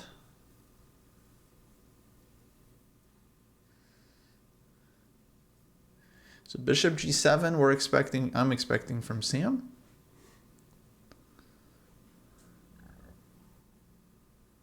But oh wait, hold on. There's this variation. Wait.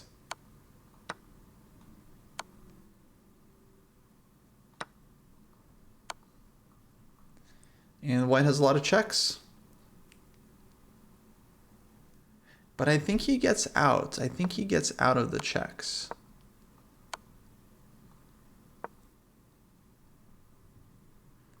And then here. And white's still losing on the diagonal.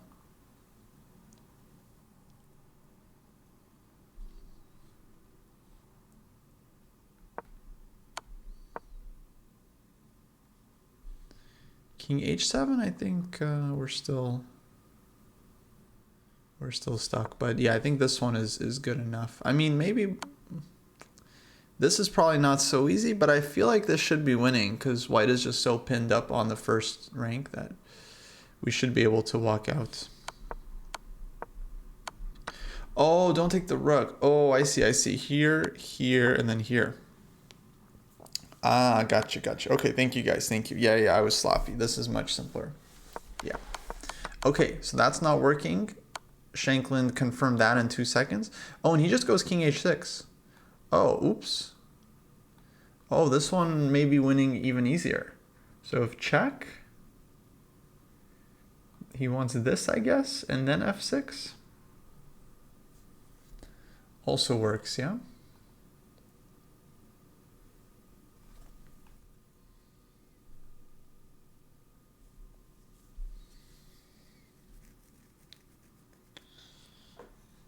Also works.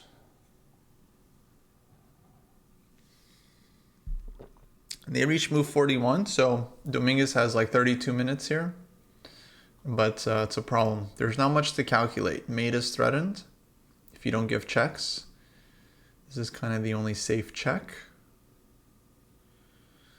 But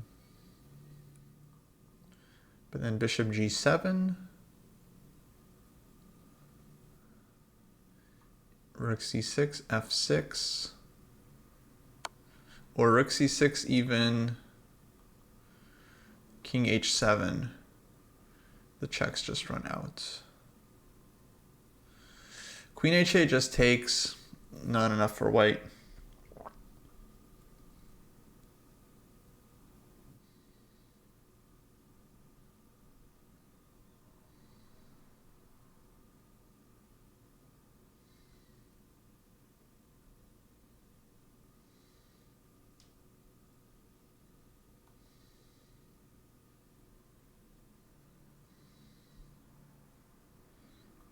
Yeah, bishop g7 here. Looks over. Just too many threats. Bishop g7. I think we'll see resignation very soon because now it's just like it's getting simple. Check king h7. f6 also I think works.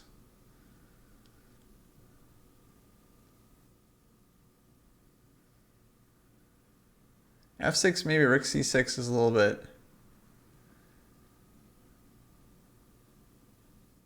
No, but just queen takes. Yeah, and we're still completely winning.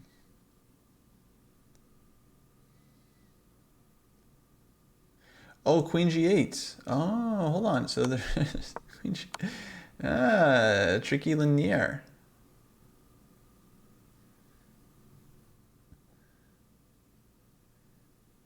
And black might even lose.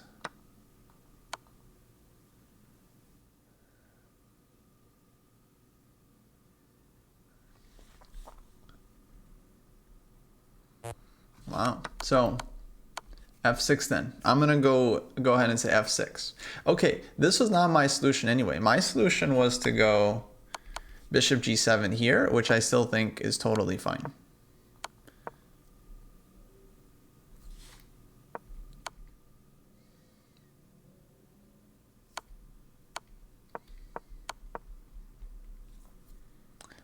But yeah, no, in that line after bishop f8, there's still queen g5, so that's the problem. So white has at least a perpetual and maybe more, in fact, because now this is gonna, yeah, probably white might have more than perpetual.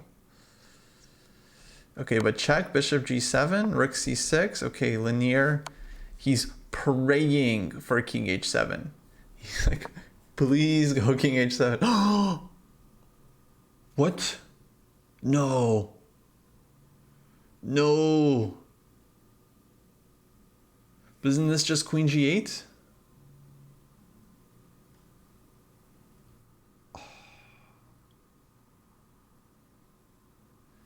Guys, my heart just sank.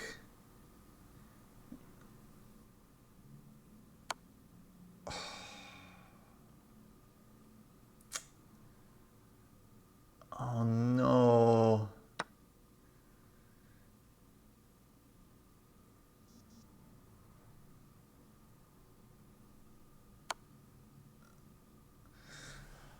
No. Oh man. And is it like losing now, or is it? So you at least have it, because you can't go king h7. Well, maybe you could. King g8, rook c8, bishop f8.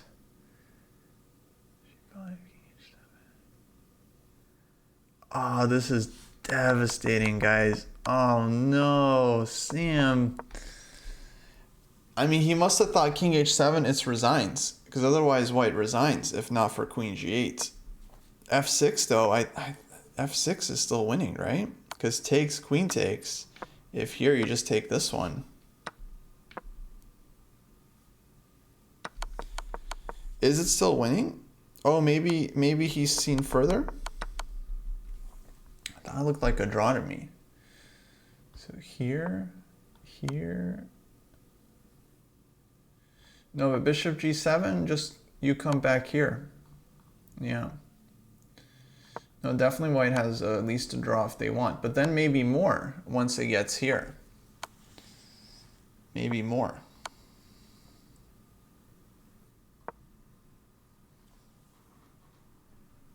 Feels like it's not going to be more because this threat is too annoying, so I don't see a way for white to win with checks, but just escaping with a draw is, yeah, and the fact that Sam is spending time here, I think that kind of tells everything we need to know.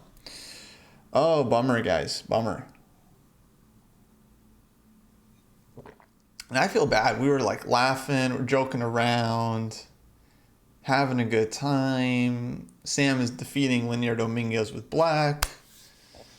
And just like one sad move, one quick move, King H7, Queen. It's just, that's why I always tell folks, don't play chess. You know, it's not worth it. It's just a painful game, full of pain.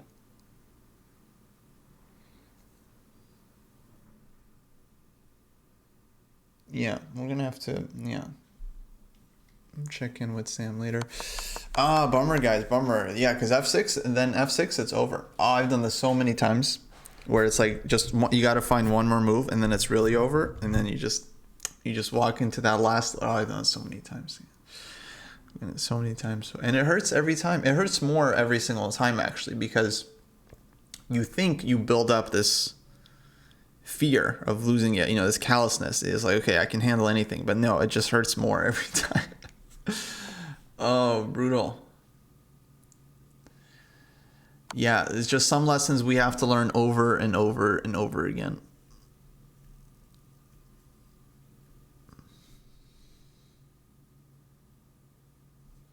It's unfortunate. Okay, so hopefully draw. Let's check in. Fabi. Holy holy moly. Queen G5, H5, Queen back, G4. Cannot take this one. Queen takes H7, checkmate. E5, Levant finally tries to break through, but G5. I don't know what happened here, but it looks very nice for white. Takes. Rook H3, Knight D6, G6. First glance feels like white's breaking through. This is a very serious threat. Followed by F5. Okay, Bishop C8. Levant down to 2 minutes, trying to defend. It's move 33. Ooh, very sharp. Very sharp. But this seems winning for white. I mean, this seems very winning. Do they have a clear way? Let's see. Let's see if we can find it. So can Fabi. F5 seems like a perfectly reasonable move. Setting up queen takes, rook takes, and then eventually F6 ideas. Can maybe go for the endgame first. King G8. And white would be up a pawn. I feel like queen takes H7 is the safe move, but you kind of want to look for more here. Like rook G1, for example. But, of course, this is hanging. So rook G1 with idea G7, maybe not in time after bishop takes H3. G7, king G8. And, yeah, no clear. Oh, but queen takes D5. Queen F7. I think black is holding. Yeah, if queen E5, then takes. Rook H7, king G8. Take rook takes. Not so sure about that one. F5 looks really scary for me. F5 followed by rook G1. Or F5, F6 would be a huge threat because queen takes queen H7. So F5, why not F5? Why not F5? If takes, knight takes. I don't see what black gets there.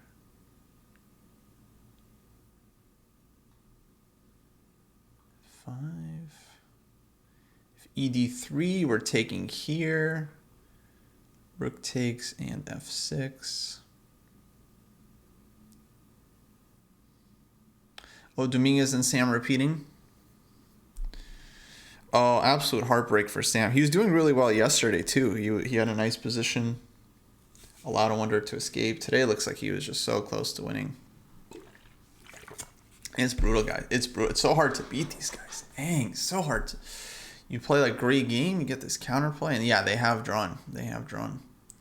Okay, F5 looking good here.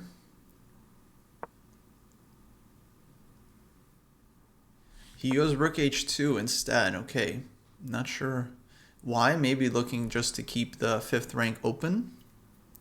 Fair enough. A lot of stuff hanging. Rook H2. I mean, it looks really nice for white. I mean, black's king is open. The rooks are just perfect position here, like safeguarding the king, but also attacking. So white's like heavy pieces are just attacking, and black's pieces are just hoping they can defend. Okay, rook b7. Levon hanging on by a thread. Now rook g1 is definitely an idea, threatening g7. But that seems like the kind of thing Levon would welcome. Like rook g1, he takes. G7, he takes. Rook takes, he gives check. Rook takes, and then who knows? Like black's pieces are very active here. So that seems like that would be a dream for black. Like he's hoping for the position to get out of control. So I don't think we're going to see rook g1. But what to do? Gh, you lose your steam on the h file. Queen takes d5 maybe, just to start collecting stuff.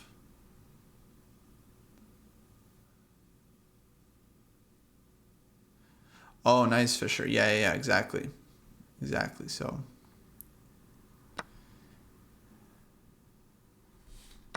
Yeah, this even better. Oh, Levon loves this kind of stuff. Levon loves this kind of stuff. Don't even play. He's salivating for this line. But I don't think it's gonna happen. Fabi not born yesterday.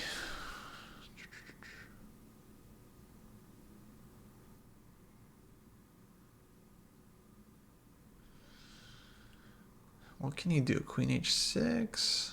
Where's the breakthrough? Levon just like really defending nicely all of his pieces, at least in the game. Where's our break?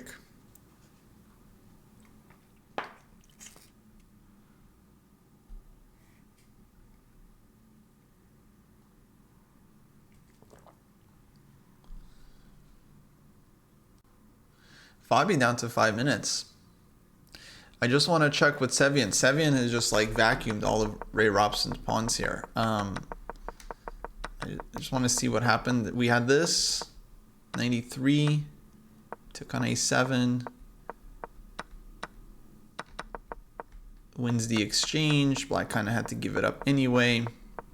So this one looks like Sevian might be very close to big win over Ray. Yeah, this should be totally winning for White Black's king. Way too open, but let's stick with Fabi. What's he gonna do? We haven't figured out the move yet here. I thought f5 earlier was gonna be the thing with like f6 ideas, but he didn't play last move, so probably doesn't play it here. What to do? How do you like? You can take maybe. Taking is scary. Rook d7, bishop b7. Knight f3 95? Or knight c6 95, someone suggested. Maybe knight c6 95 actually could be very strong. Knight c6, where does black go? Queen g7, queen f6 maybe. Problem is the bishop on d3 will hang. Knight f3, kind of same issue. Under 4 minutes for Fabi, so this could get out of control. I think his position has been good, but anything can happen now. Ooh. Folks, quick reminder, if you want to get better at chess, you need to work. You need to work on your game. You need to practice solving puzzles yourself. You need to play games, look for ideas, review those games, learn from your mistakes. Let me just say, what better place to do so than via the Dojo training program, ChessDojo.club. You can log in, find your training plan, track your progress, upload your games, annotate, analyze your games, check out the master's database, take tactics tests, get assessed, get your ratings. Soon you'll be able to do everything on the Chess Dojo site. It'll be your one-stop shop for chess improvements. So yeah, check it out. If you're interested in joining one of the best chess training programs out there. Also the community. I didn't mention the community. A lot of people just join just to have access to our vast network of training partners. You can find someone around your level to work with, help you with material. Got a very active Discord, weekly classes, voice calls. Check it out. Check it out. The private Discord is a Discord server for training program members. You get a link to once you sign up. You can join and discuss training there, book sparring sessions, training games, all that good stuff. Jake has earned over 150 points USCF since joining the program. He's one of many folks that have gained a lot of rating. We've had over 1,000 graduations because we break it up by 100-point rating groups. So just saying. And we've personally been responsible for almost 160,000 points of rating gained across all of our members. Okay, I was trying to stall. Fabi's still thinking. Soon I'm going to run out of nice things to say about the Chess Dojo training program. You guys can check it out for free on ChessDojo.club. Create a free account. Get a preview of what the training program is all about. Okay, I will leave you guys to that.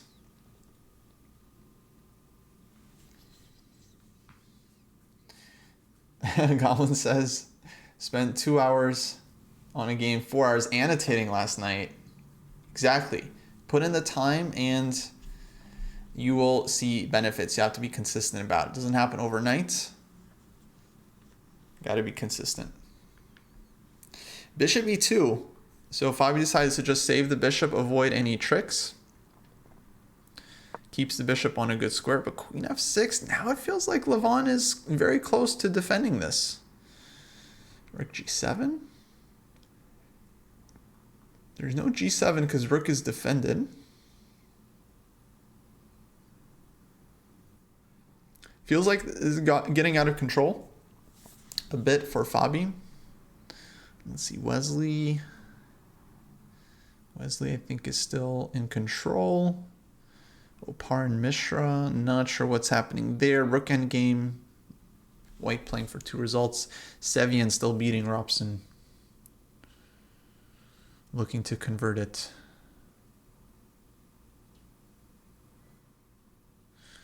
Okay, 1 minute for Fabi. Yeah, this position's crazy. I don't even know what to play. Goblin, thank you for subscribing. Hope you're enjoying the program.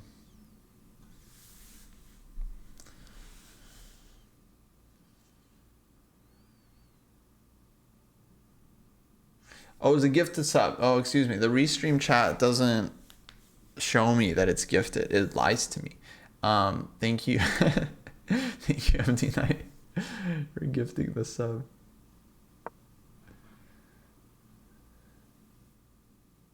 Okay, Rook G1. Logical. I would expect Rook G7 here for black. Trying to defend.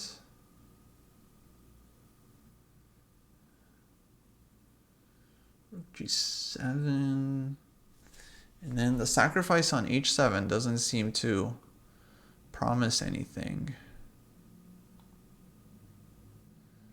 But he still has Queen D5 hanging in the air. Maybe F5 somewhere. Rook G7. Does White have a threat right now, though?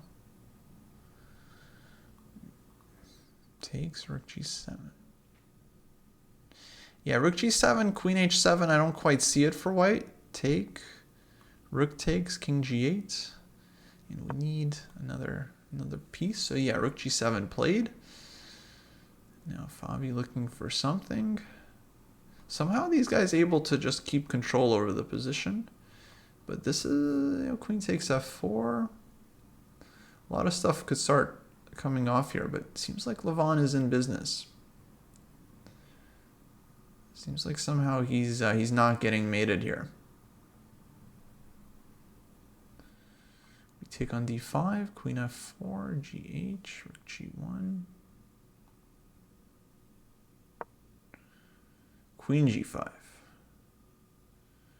Ooh, that's a nice move. That kind of keeps everything under control. Then he's got Rook G5. And then the endgame might even be nice for White.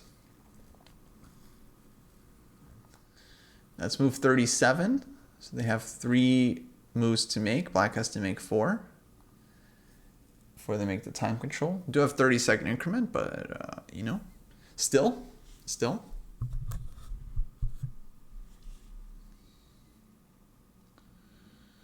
What to do? I don't think he really wants to take. This endgame looks pretty unpleasant for black. Because d pawn falls.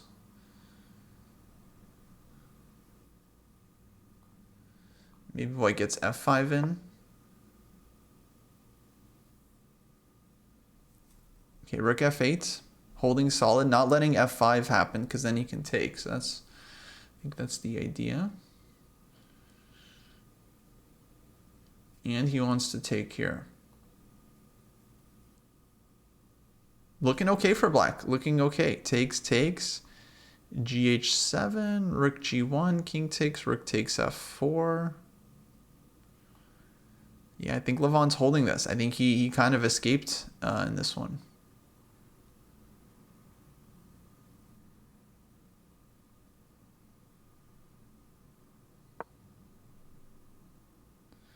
Okay, queen e5. Okay, nice trick. Queen takes f4, rook h7, GG. Because of the pin. Oh, queen e5 is nice. Take, take. And then knight has to move. And that's not so funny for black. Take, take, knight f5 maybe? Take, take. Maybe that's not so bad. Take, take, knight f5. Doesn't seem terrible.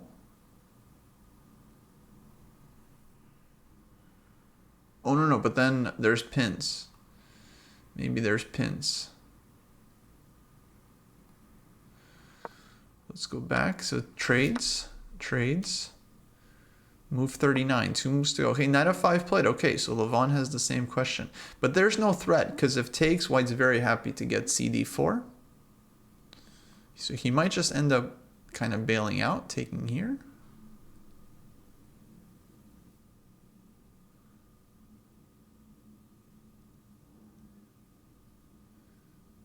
Maybe try to get rook g6.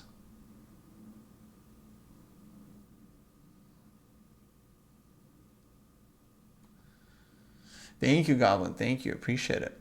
Yeah, I think folks have been happy with the program. Also, we're very excited. We're adding stuff all the time, which is cool. Like the new task, the new heat map, I think is huge. Track your activity. Heat map, I think, is going to be total game changer. Oinest, hello. Can I get a coupon? Absolutely. Actually, we should have a deal for US Champs. Use code US Champs to get 150% off. New subscription. Okay, Fabi, 5 seconds. All right. He plays rook g5.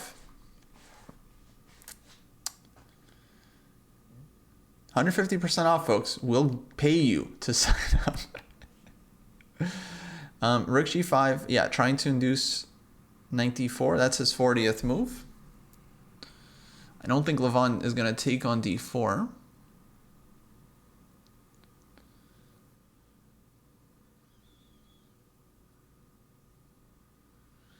He has to move something. White doesn't have a lot of threats, I think, but he still has to like move something. Like what do you move?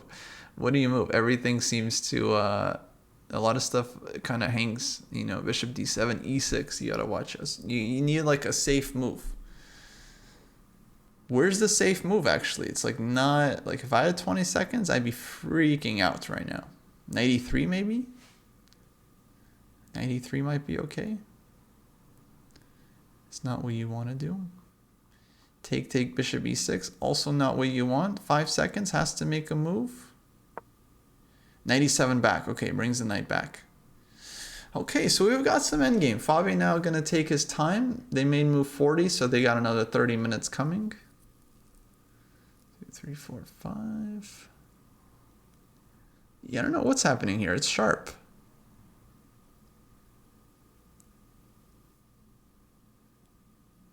Fabi can bail out with rook takes h7 if he wants.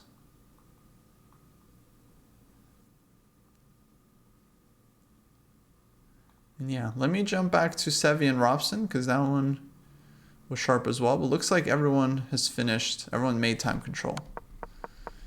Okay, so this one, we had queen d4. Here it's just like whites up the exchange and has a bunch of passed pawns and... Okay, Ray's going to resign actually because check, it's mate, and then here it's here. Or even here first. So this is about to be GG. Rook E1, and then it's just like, it you know, it just all collapses.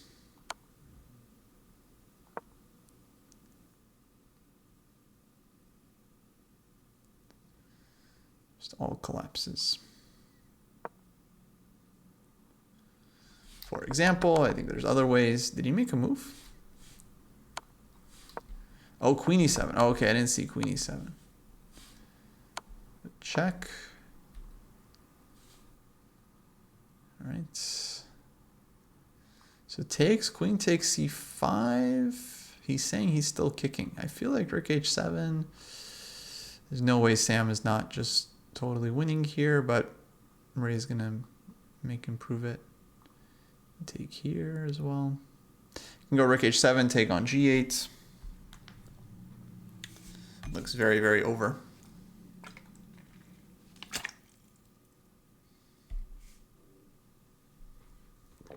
Sam looking to win with some kind of Queen takes G8 puzzle rush. This is the, you know, the puzzle rush derby. These are like the two best puzzle rushers in the world. But okay, King F6. He can take, but then takes here. Queen H4. Yeah, feels like everything kind of wins. He can also take this one. Then knight takes H1. Rook takes, Queen C5. Queen H8 check. Should also be winning. Okay, you gotta pick one win. All you need is one win. One win is enough.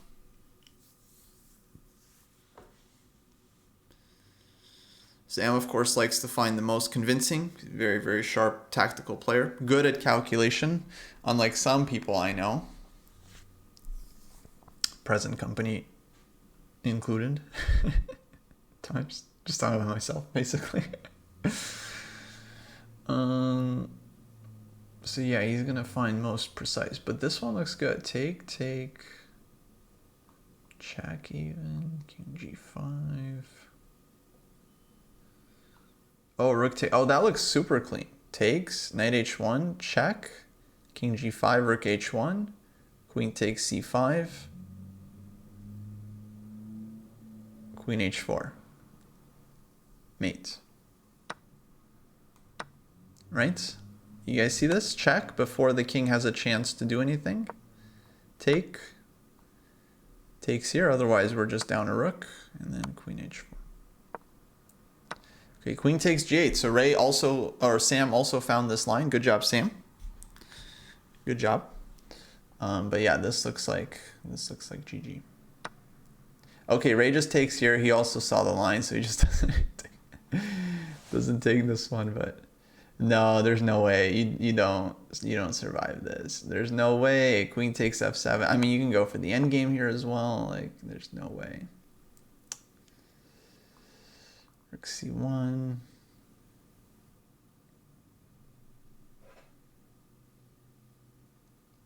Yeah, you don't really want to take and go Queen C3 and then, yeah, ruin your structure like that. I think you want to look for more. Icy Stun, thanks for rating. Shout out 4-player chess, 4-player crew. How's it going, folks? We're watching US Championships, round 2. Tournament is heating up. Dude, it's intense. We saw Shanklin just, come so close to winning against Dominguez. He blew it. Fabi, I thought, was winning against Levon, but now I think it's, yeah, very much up in the air. And, yeah, I'm just curious how Sevian's going to finish it off here. Should be totally winning. He's got 2 exchanges up. Black's king is like wide open. Black has a threat though, like takes. He wants some 82. So a little bit to do here still for white.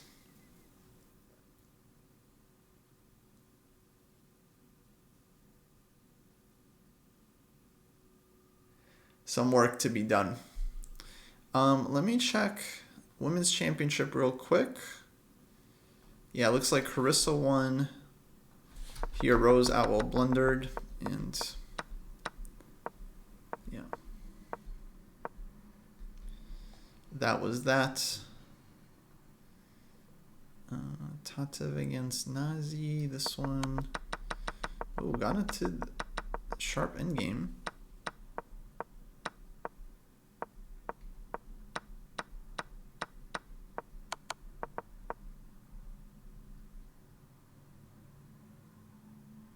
Okay, anything can happen in this one. G3, knight h5. Who knows? Alice against Talia.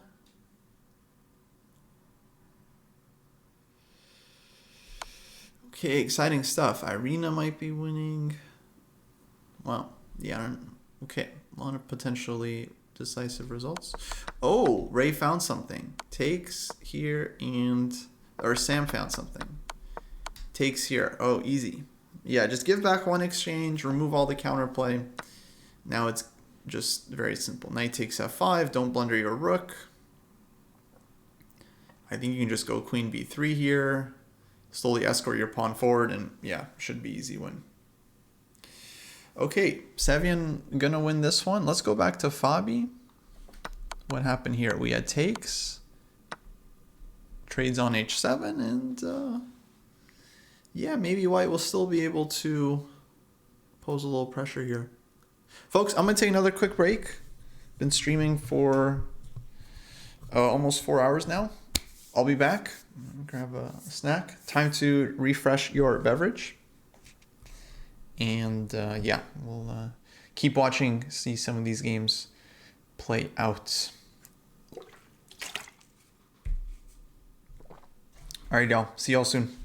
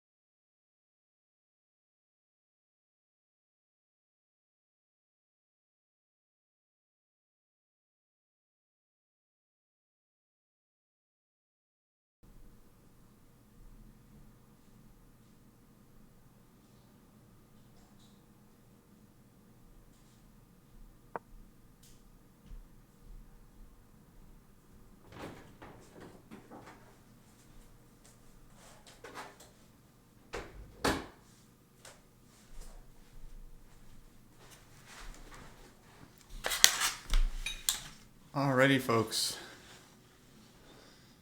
What's the action? Thank you for following Life in Check podcast.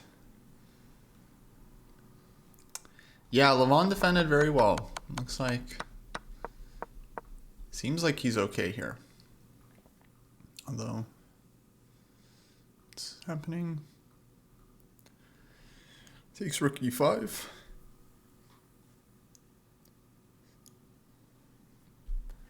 But yeah, it's hard to see how White breaks through. Feels like Black is very solid here. Looks like Sevian did win. How'd this finish off?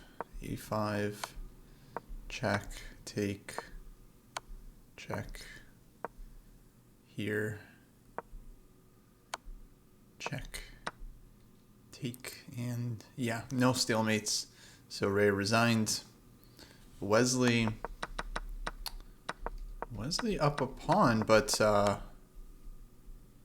not sure if he wins this, because this feels like Black is pretty active. I'm not sure. We'll see.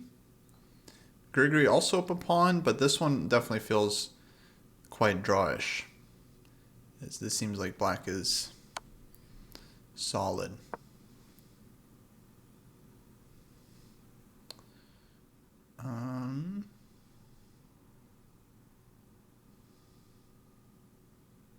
Okay. But yeah, Fabio Levant game, who knows? Something could still happen here. I got some food here, folks. I got some lunch. I should probably eat this before I do my recap later for St. Louis. Yeah, let's enjoy the end of this game together.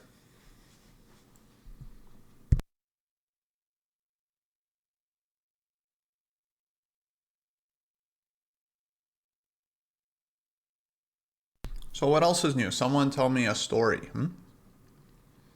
Who's got a story?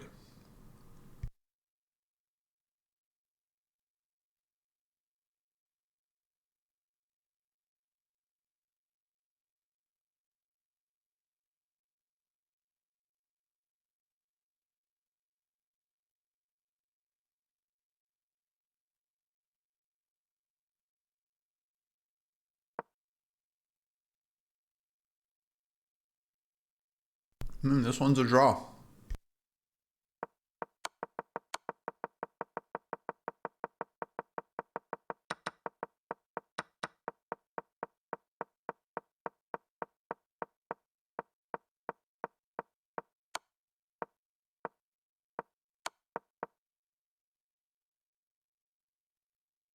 Oh, and Wesley won. Oh, Christopher just resigned. Oh, I wonder if I guess maybe this was just a problem.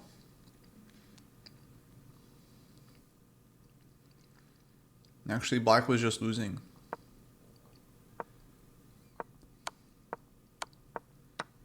And then, yeah. You basically always win this as White. King just walks up and Black's a-pawn doesn't go anywhere. So Wesley wins and takes the lead. He managed to just kind of convert this extra pawn. And then knight f4. Check. Takes. And then that's it. Black resigned. Because he was losing the h-pawn basically, but I didn't realize he's just losing the pawn. And then it's too much. My bad. So go Wesley. Sevian also tied for first place. And Fabi here going to try to join these guys, but don't really see him winning this one. Thank you for following Cheese Fists. Hello, hello.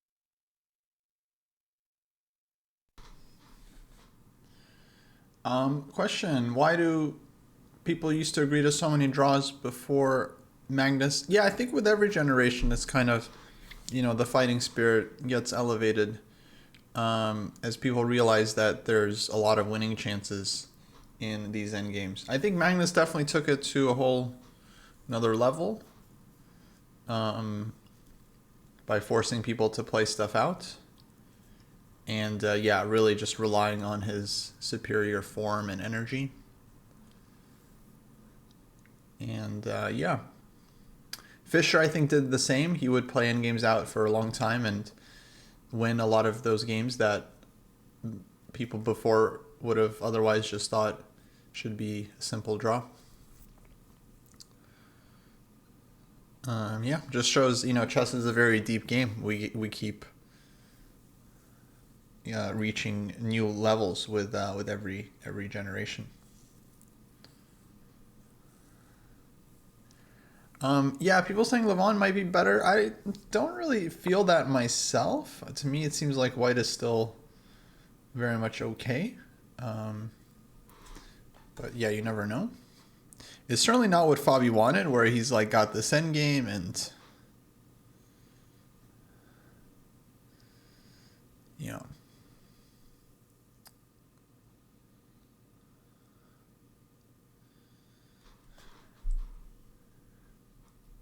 he has to make sure he doesn't end up worse here.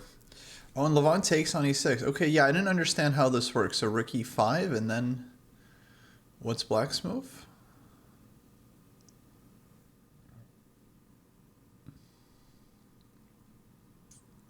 Knight f5 or something?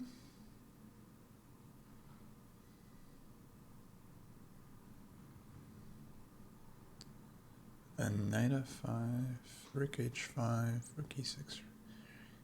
Yeah, seems drawish. Okay, we're going to find out. Rook e5. Feels like knight f5. Black is okay.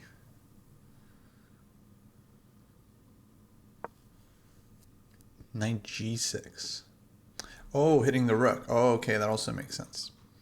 So now take. Yeah, now Black should be fine, because now he gets quite active and his pieces come out. E-pawn is strong. Seems like it should still be okay for White as well. And this is important. That takes, he's got take. So like earlier, so here this would have been bad. Takes here, knight g6, White just takes. But rook h6 first. Yeah, now this is working. So I would expect this one. Or is he going to think about takes and king f2? No, he takes here. Rook should take on h5. He's going to take here. This one will hang, but Black has deep. It's still sharp. Yeah, anyone could lose this, but my guess is things are kind of slowly moving towards a draw. But we'll see. We'll see.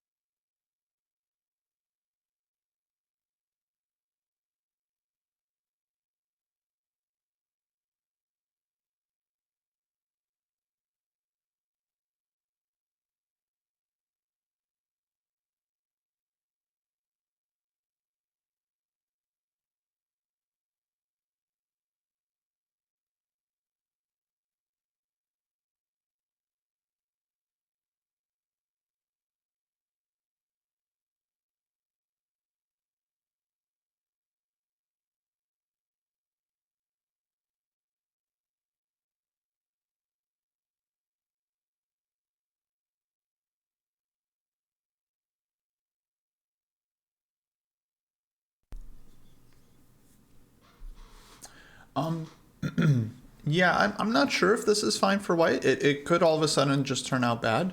Because I agree, this looks very scary with knight f4, e3.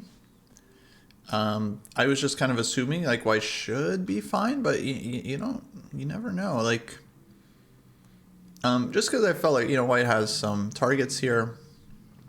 Oh, thank you for subscribing, by the way, much appreciated. But yeah, we have some targets. D pawn is also like easy target. And then we've got counterplay with the a pawn, so it felt like white should have play, but black's e pawn could be really fast here. Maybe knight takes e3, and then knight back to d4, knight f4, and rook d6. I could see white giving up the knight for both pawns possibly. e2 king here, rook e3, take, king f3 here, something like this, right? And we get a draw, for example. It's like kind of, that's where I feel like things are trending. But I don't know, maybe black has some, I definitely agree, it feels like black is the one that's now kind of playing for the win, because he has a lot of tempting possibilities here. Knight f4, knight e5. Especially this, it's like some mating net potential, The knight covers a lot of squares, pawn covers some squares. Like, you guys seeing this? This is a barrier. This is a barrier. So here, and then there's this.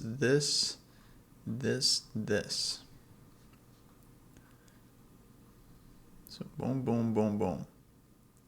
And then this, obviously. So it's like, it's getting a little Tetris-y for white's king, which is not where you want to be.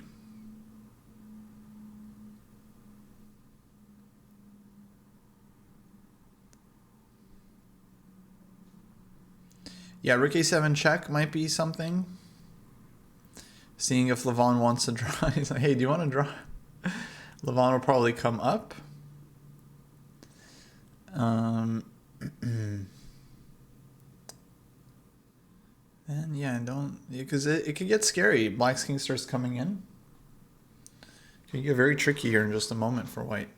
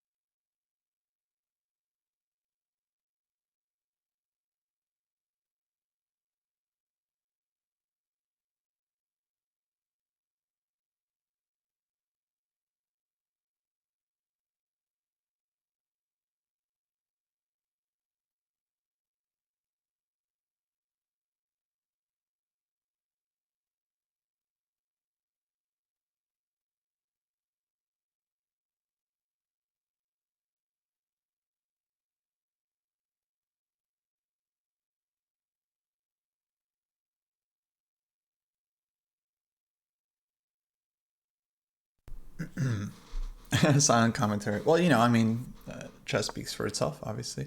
Okay, takes knight f4.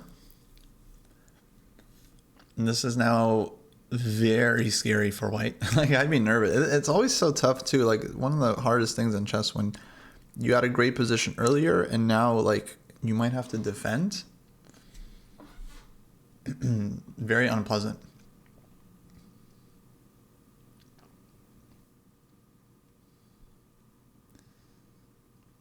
Yeah, no, I mean black has certainly has enough here to win in like a couple moves if white is not super precise. 94. Yeah, I'm not sure.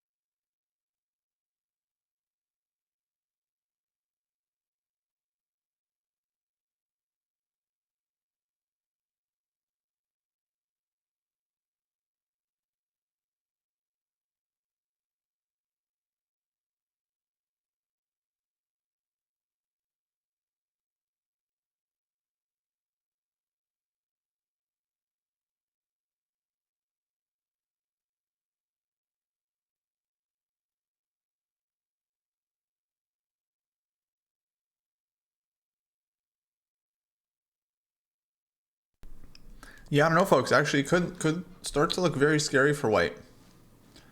Feels like it's dangerous because 94 rook takes c3, then rook c4, and these two pawns are strong. I gotta run though. I gotta start getting ready to do the recap for St. Louis. So I will raid you guys on Twitch over to the St. Louis channel. You guys can watch the end of this game and the round there. Just want to see what's happening in the women's games.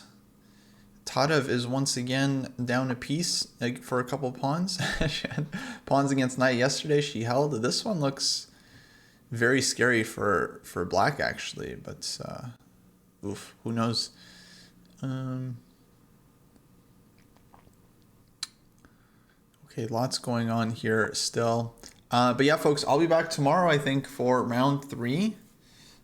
Super, super fun tournament. We'll keep watching it. Hopefully you guys are back. Thank you for following. Popo, 25K, PCG.